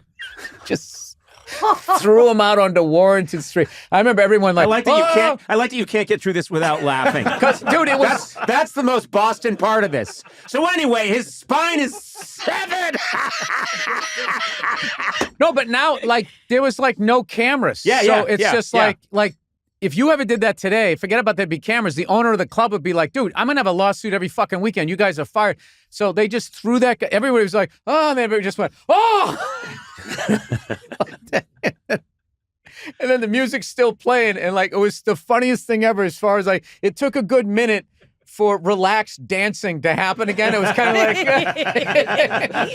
that is Belle Biv DeVoe. No, it was definitely like the tone had been set.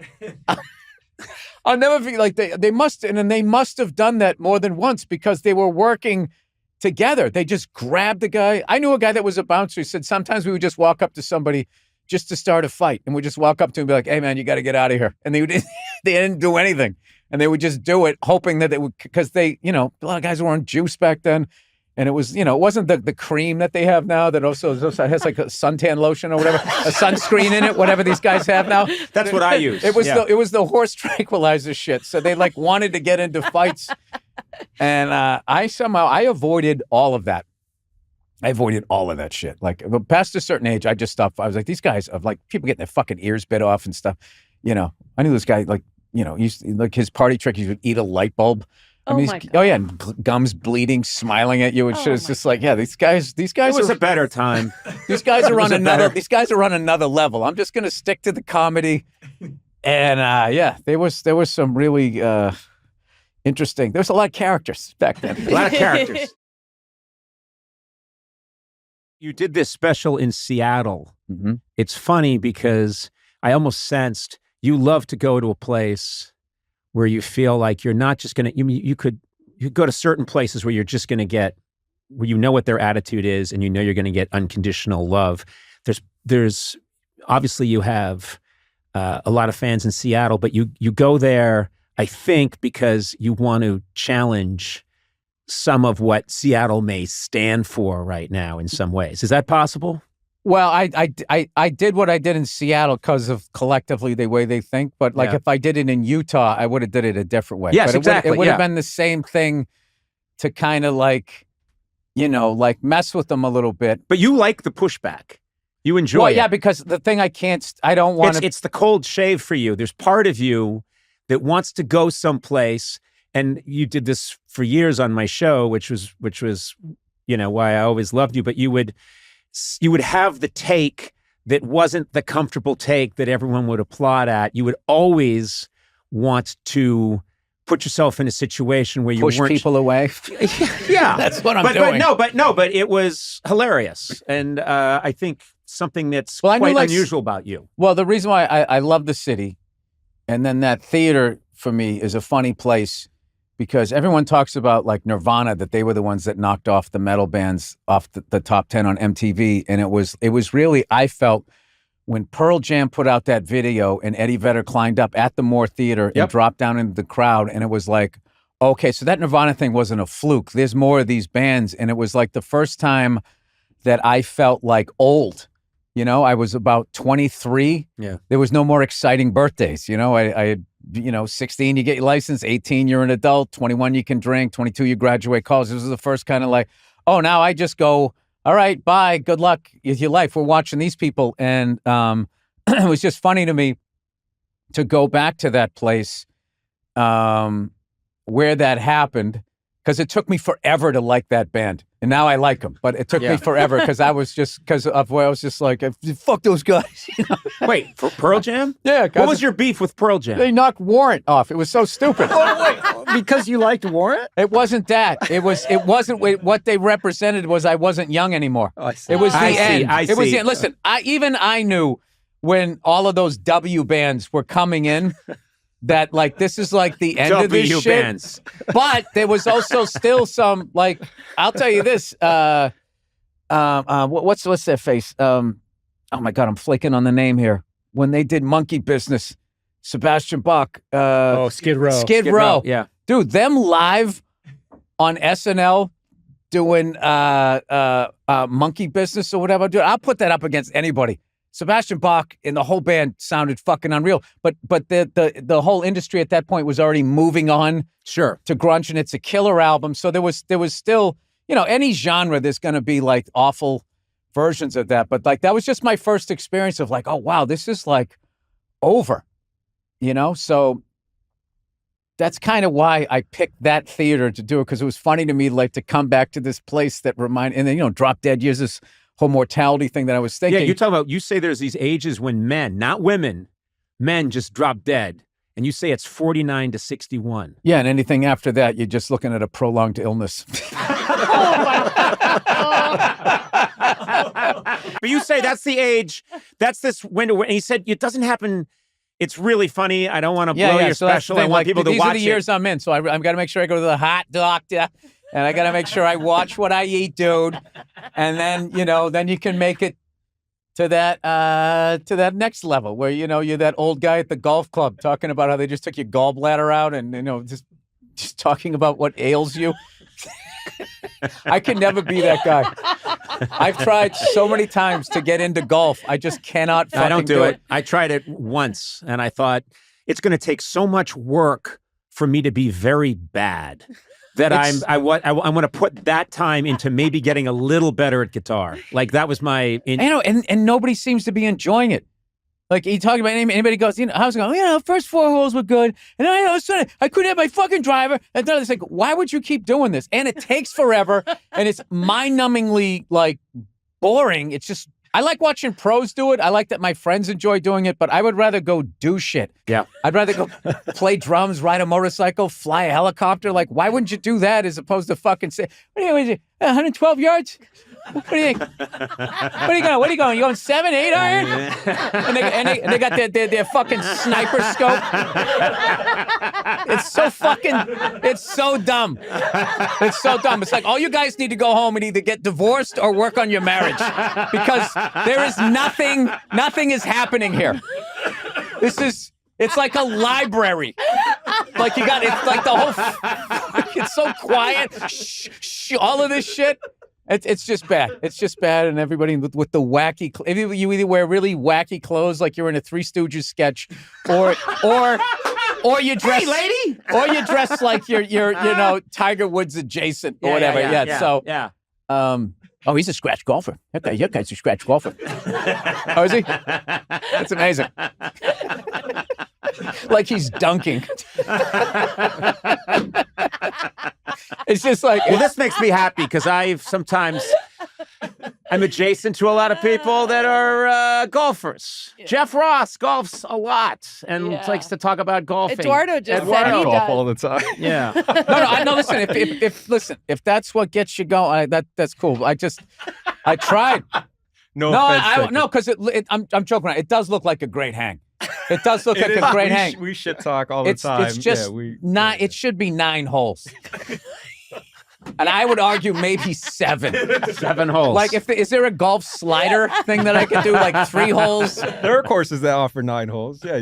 There's one off the 5 that's a par 3. There's one down in Torrance that's an 18-hole par 3. It's like that's what I'm going here with 3 clubs, 48 balls, and I'm not looking for any of them. I don't give a shit, and I count every fucking stroke. Like if I go to tee off and I miss, that's a breakfast ball. No, it isn't. Exactly. It isn't. Right. It isn't. I was trying to hit the ball and I missed. That fucking counts. Setting the tone. These are going to be honest scores today. And nobody looks at you. They all look down at their silly pants. No, it attracts and rewards dishonest people. A lot of contractors, real estate agents, lawyers. You're just running a lot of people. You're a happy man now. That's what I like. I know your anger fuels you. Dude, I went on a motorcycle ride the other day that was fucking life-changing. It was fun. I was riding. Where'd you go? I went up the canyons in, I think La Cañada or something like up that way. And it was my buddy's bike, and it was a big bike, and I was, those big Harleys with the fucking fairings, so it's like scary, it's like you're on a Clydesdale. And on the way up, I was kind of scary, but on the way back, I kind of got the feel for it, and I kind of, did my version of tearing through the canyon, and I was euphoric for like 2 days doing that, and that's like just not something golf has never done for me. Like I remember a couple times I've hit good shots, and people always go, "That's the shot that's going to make you come back." It's like, no. No, it's not. Do you have nighttime golfing? I would do that. Like those, like those driving range things. Those, with the big net. That looks like fun. There's chicks there, the people drinking and Top stuff. golf. Yeah, Top Golf. Those That are looks fun. like if I was young, this is like a nightclub with golf. That looks fun. But like to actually just become a member, you have to vote on things. Like you join this sports HOA. Okay, we got a dentist here. Seems like a good guy. He wants to be a member. Let's see, Conan, you take him out for a round of golf and feel him out. Feel if he's our kind of person that we want in our little clubhouse here. Yeah, I don't know. An HOA. I can't. Yeah, no, it really is. I watched your special, Drop Dead Years. Yeah. And loved it. And I know it's coming out. When's it coming out? I want to make sure I get... It's out right now. Yeah. Okay. We're taping this a little beforehand. We're taping this in 1974. 1974. We're very excited about the Red Sox next year, the 75 Red Sox. It should be amazing. And I'm glad that busing crisis is finally over. Oh, finally, yeah. No more racism. No more racism in Boston. And I'm looking forward to that story just sort of disappearing so Boston can move forward. Boston will be fine. Yeah. No, but I watched your special and you talk about going to the funeral of a friend. First of all, it's a very, very funny, I feel it's redundant saying Bill Burr had a really funny stand-up special. Why is it so hard for you to say that about me? I just root against you. I root against you. You couldn't even open your eyes. All right, I'm admitting he said something that was mildly amusing. This fucking bastard achieved some success. Another ginger from Boston. There's only room for one. Just what I needed. But I watched your special, and it was it's fantastic. You talk about losing a friend and going to the funeral, and of course, you have some very funny observations about that. But it opens up. It feels like you're opening up a little more in this special about your personal life and some of your struggles, and it's fantastic.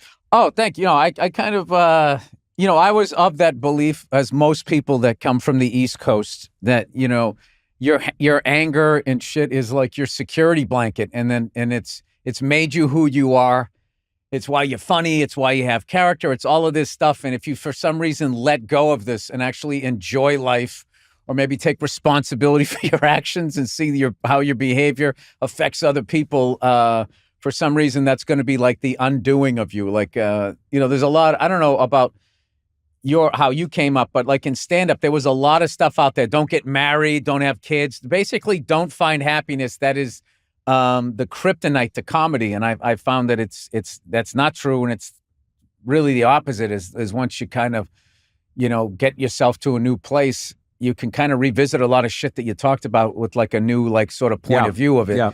I'm listening, but believe me, dude, I've only gone up like one flight of the Empire State Building. That is my messed up personality. So, This is the eternal question. Mm-hmm. And it's one I've thought about in comedy, which is you can be funny or you can be happy. And I really believed in that dichotomy. And I remember years ago living in LA and stating that to getting molested, doing the things you had to do to get a late night talk show. Come on, it's out there now. All right, it's better when you say Conan, it. say the name.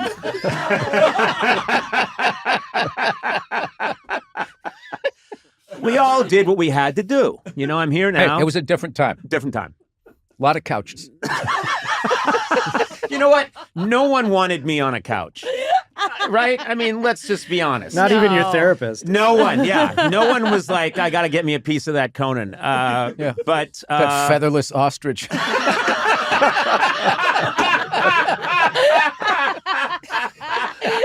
Why? Why do I invite you back? I don't know. It's not right. Oh my God. I really did believe that was a choice you had to make, and I was okay with being miserable. Yeah, being miserable, and I thought it made me tough. Yeah, I thought all of that stuff, like and all the movies that you watched, they made you believe in. I remember I watched The Dirty Dozen. And there's that scene where they have to shave in cold water. We ain't shaving and blah, blah. So I was sitting there thinking like, oh, tough guys shave in cold water. And I shaved in cold water for like 7 years as like a fucking dental assistant and stand-up comedian. And like, it was like just something that it was a subconscious thing that it was all of this stuff had happened to me. So you just always thought I can't, you got to get tougher. You got to get tougher. So all of this stuff that's happening to me, I won't feel it. And what I was really doing was I was walling myself off, and it was so funny. And there was a lot of information out there about people like being walled off and all of that. And I would just watch them fascinated, like, how the fuck do you not know what you're feeling? Not even realizing that I was the exact same way.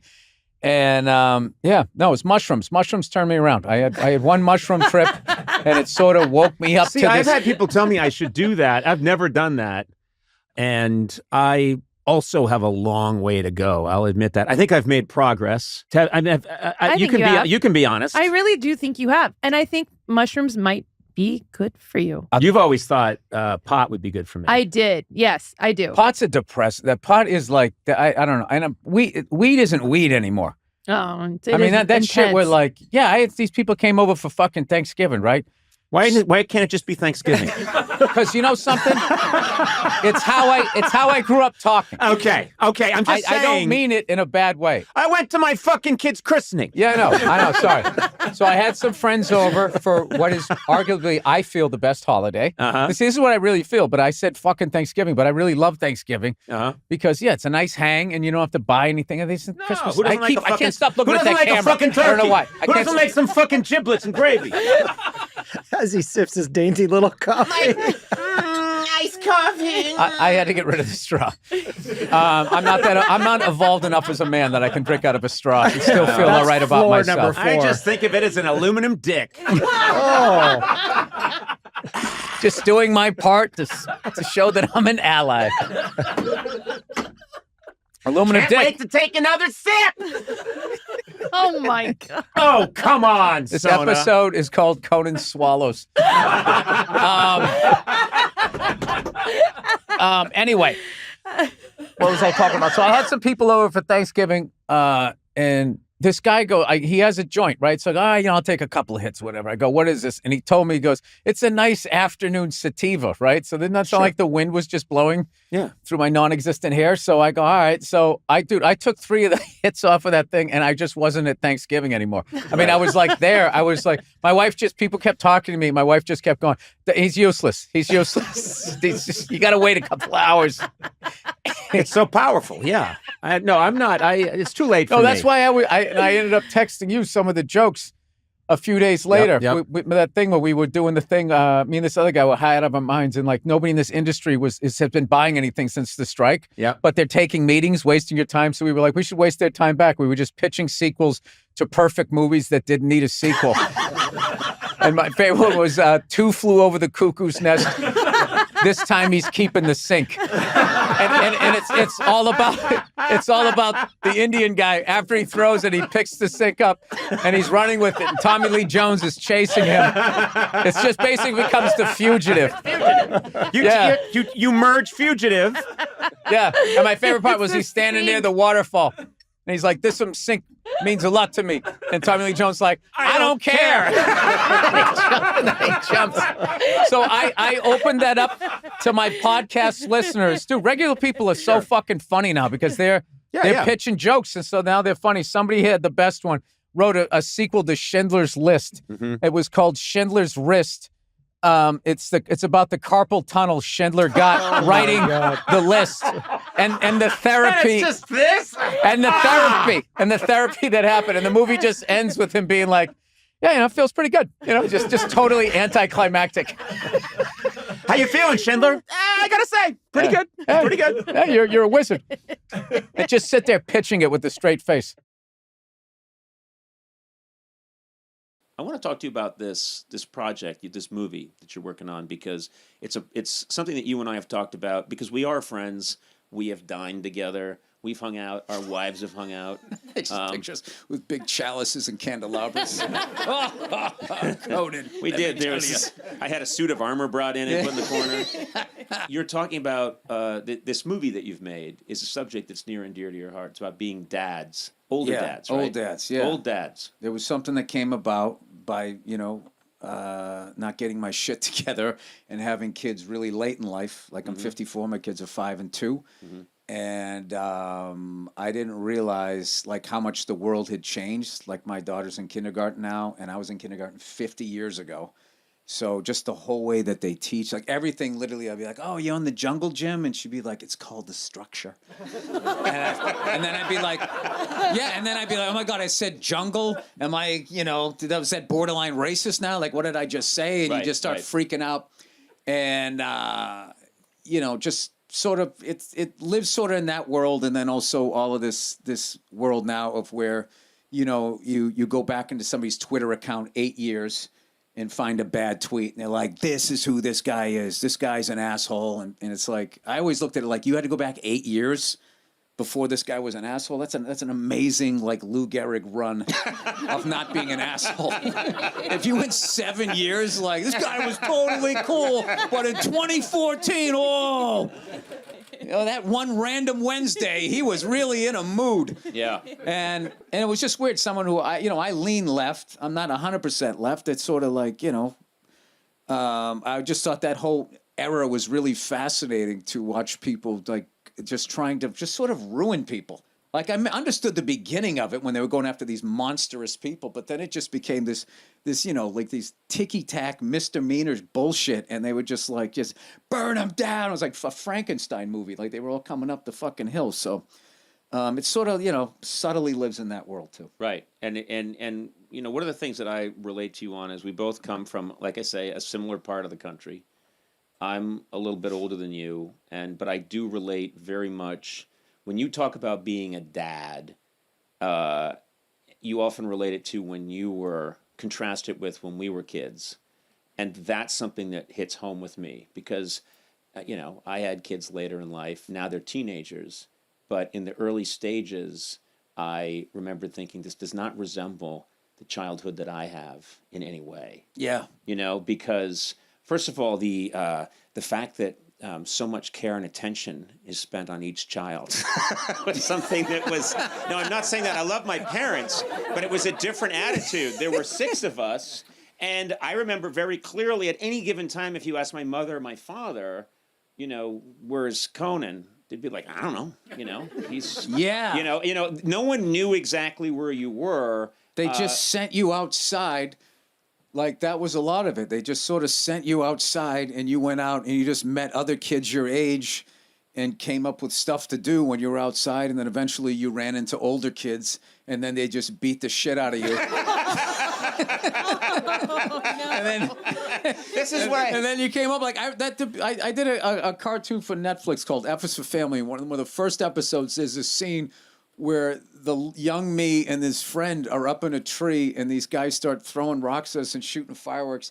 And that was based on a true story. There wasn't fireworks, but it was just me and a friend of mine were climbing trees. We're just climbing a tree because that's what you did before there was no internet. That was going online, climbing a tree and risking your life. So we climbed up this tree, and these bigger kids came by, and they saw us up there, and they just started throwing rocks at us until their arms got tired. We were up there, like crying, getting hit in the ankles and in the back. And then you just climb down the tree, and then those guys are assholes. But I remember that, and I bring this up because the minute that my daughter could drive or my son could drive, my wife would check, and she could show me on the phone where they were. And I thought, that's just blows my mind. It doesn't. Like J. Edgar Hoover. Yeah. It doesn't feel right to me that we are that accountable all the time. And sometimes I wonder if I'm just jealous of. There's like a care and attention. Oh, I see what you mean. Do you know what I mean? And I wonder, because when I watch your comedy, when I watched you at Red Rocks, and you're talking about, anytime you're talking about your child or your dad, how the house was tense or there was anger, people weren't dealing with things appropriately. I think, yeah, I know what you're talking about. It was an era, and I think I sometimes, when I'm seeing my family and my wife's handling everything so beautifully, for some reason I become enraged. No, I get why? that. Where was it? What do you mean? You're looking him in the eye and talking to them? What is this? I totally get that. I remember one time being in like I forget, grocery store or something like that, and I saw this kid. He started crying about something, and his mother went over and started hugging him and comforting him. And I just felt this urge to go over and trip this little kid. And then another time, I remember the grocery store, because that's where a lot of moms have like the kids and stuff. And this kid was going like, "Hey, Mom, can I have candy?" And she was just like, "No." And then he started crying, and it made me laugh. I want to be like, "Yeah, get used to that, kid." So you enjoy the unhappiness and pain of a child? I thought I did, but what I realized it had nothing to do with the kid. That was just me with all of my bullshit. I was jealous of the kid who was getting hugged, and then I was laughing at the other kid because I related. Like, I remember a long time ago, I saw Sling Blade when it was in the movie theater, and I remember when he zoomed that guy out of the house in the wheelchair. He's like, "Get out of my fucking house!" And he zoomed him out, and the guy was all helpless. I roared with laughter, and I remember I was with these actors that I was working on something, and they looked at me in this horrified way. Right. And I couldn't explain it. You had to be a comedian to understand. Like, I think actors and comedians, they process pain differently. Right. Where actors, I think, are more like examining it, where comedians, you just pave it over, and it's like, you're just laughing, not because you're happy that happened to someone in a wheelchair. You're just laughing at just how fucking mean it was. I told you about this. That one time my wife was on the plane with me, and we were going somewhere far, so she had like a tablet, and I started watching a movie, and she had fallen asleep, and I was watching a movie, and I was laughing so hard I woke her up, and then she, when you don't know what somebody's laughing at and you just start laughing, she's like, what are you laughing at? And I was trying to hide it, and she looked, and I was watching Precious. I don't know if Oh my God! Oh my God! It was literally, oh my God! some shit. It just gets so mean. It's just so mean. It pushes you through over. Yeah. into comedy again. she was. The mother said something so fucking mean, and then they just cut to her face, and she was she was so sad. I mean, I'm not gonna lie. I'm being honest. I was wheezing. I was literally like laying in the. So I was laughing so hard. The woman I didn't know on the other side of my wife was laughing, and then my wife started punching me in the shoulder. I just gave her like the tablet. No, she's. So that's one of my favorite things. It'd be great if you were a movie my wife critic. has such It really a would big be great. heart, and we're always watching TV, and she's forever getting teared up, and I am laughing my ass off. Like she used to watch The Biggest Loser, and these fat people would be crying about all the cookies and burgers they were eating. And they were crying like they lost a dog or something. And she would be crying with them, and I would just be laughing my ass off. So. No, most of the world is starving. That's why. Like, I went to like India, and I saw this level of poverty that I just maybe want to adopt every kid over here. And then you just come back to America, and there's these slovenly people. I just can't stop eating Oreos. And it was just so fucking hilarious. And this won't air. And then it's like I can't do this. This won't come And then out. what it is because my wife No one will ever hear this. My wife gets mad at me for laughing. It makes it like, oh, dude, I have worse ones than that. I got worse ones than that. We might as well get it out now because I can't you're say safe. this one to protect people. You guys aren't gonna laugh at this one because you're told you're not supposed to. No, that's not this crowd. All right, some dude beat the shit out of his girlfriend, right? Well, you're off to a good start. You know how to get a crowd. You had them. You're like, yeah, I can top that. How else are you supposed to watch the news? Am I really supposed to be going like, oh, for the whole time? Or you can laugh. I mean, it's a choice. I have to Like, go. how does it help me? But how? Okay, I want to hear you pull this out. So my wife was so sad about it that I had to make a joke because I wasn't mature enough to be sad with her. Right. So I was going like, what do you think she said? What do you think that last thing she said, right? Sake. You know? Yeah, exactly. So she gets all mad, right? So she got really mad. Why did she marry you? She's lovely. I've met her. She's wonderful. So then like a week later, my mother-in-law comes over, right? The fucking story comes on the news. And after the story's over, she goes, I know I shouldn't say this. My wife goes, Mom, don't say it. And she just goes, I wonder what the last thing she said was. And I died laughing. My mother-in-law died laughing, and my wife stormed out of the room. Yeah, but at the end of the day, neither one of us beat her up. So, like, she can't hear us laugh. I'm not happy that happened. Well, I don't understand what the fucking news is. It's just like, hey, here's a bunch of shit you can't fix that happened that was horrible. Do you know at my gym, they literally play CNN, and it's just the whole state of California's on fire, school shootings and shit. It's like, I'm coming here to get away from this shit. I'm on a fucking elliptical, and I gotta watch people's houses burning down. Right. How long are you you're trying to make this seem like 3 hours on the elliptical? So we should be showing like, I don't know, Dumb and Dumber. I think this is going good, Conan. I think it's going really well. I think it's going great.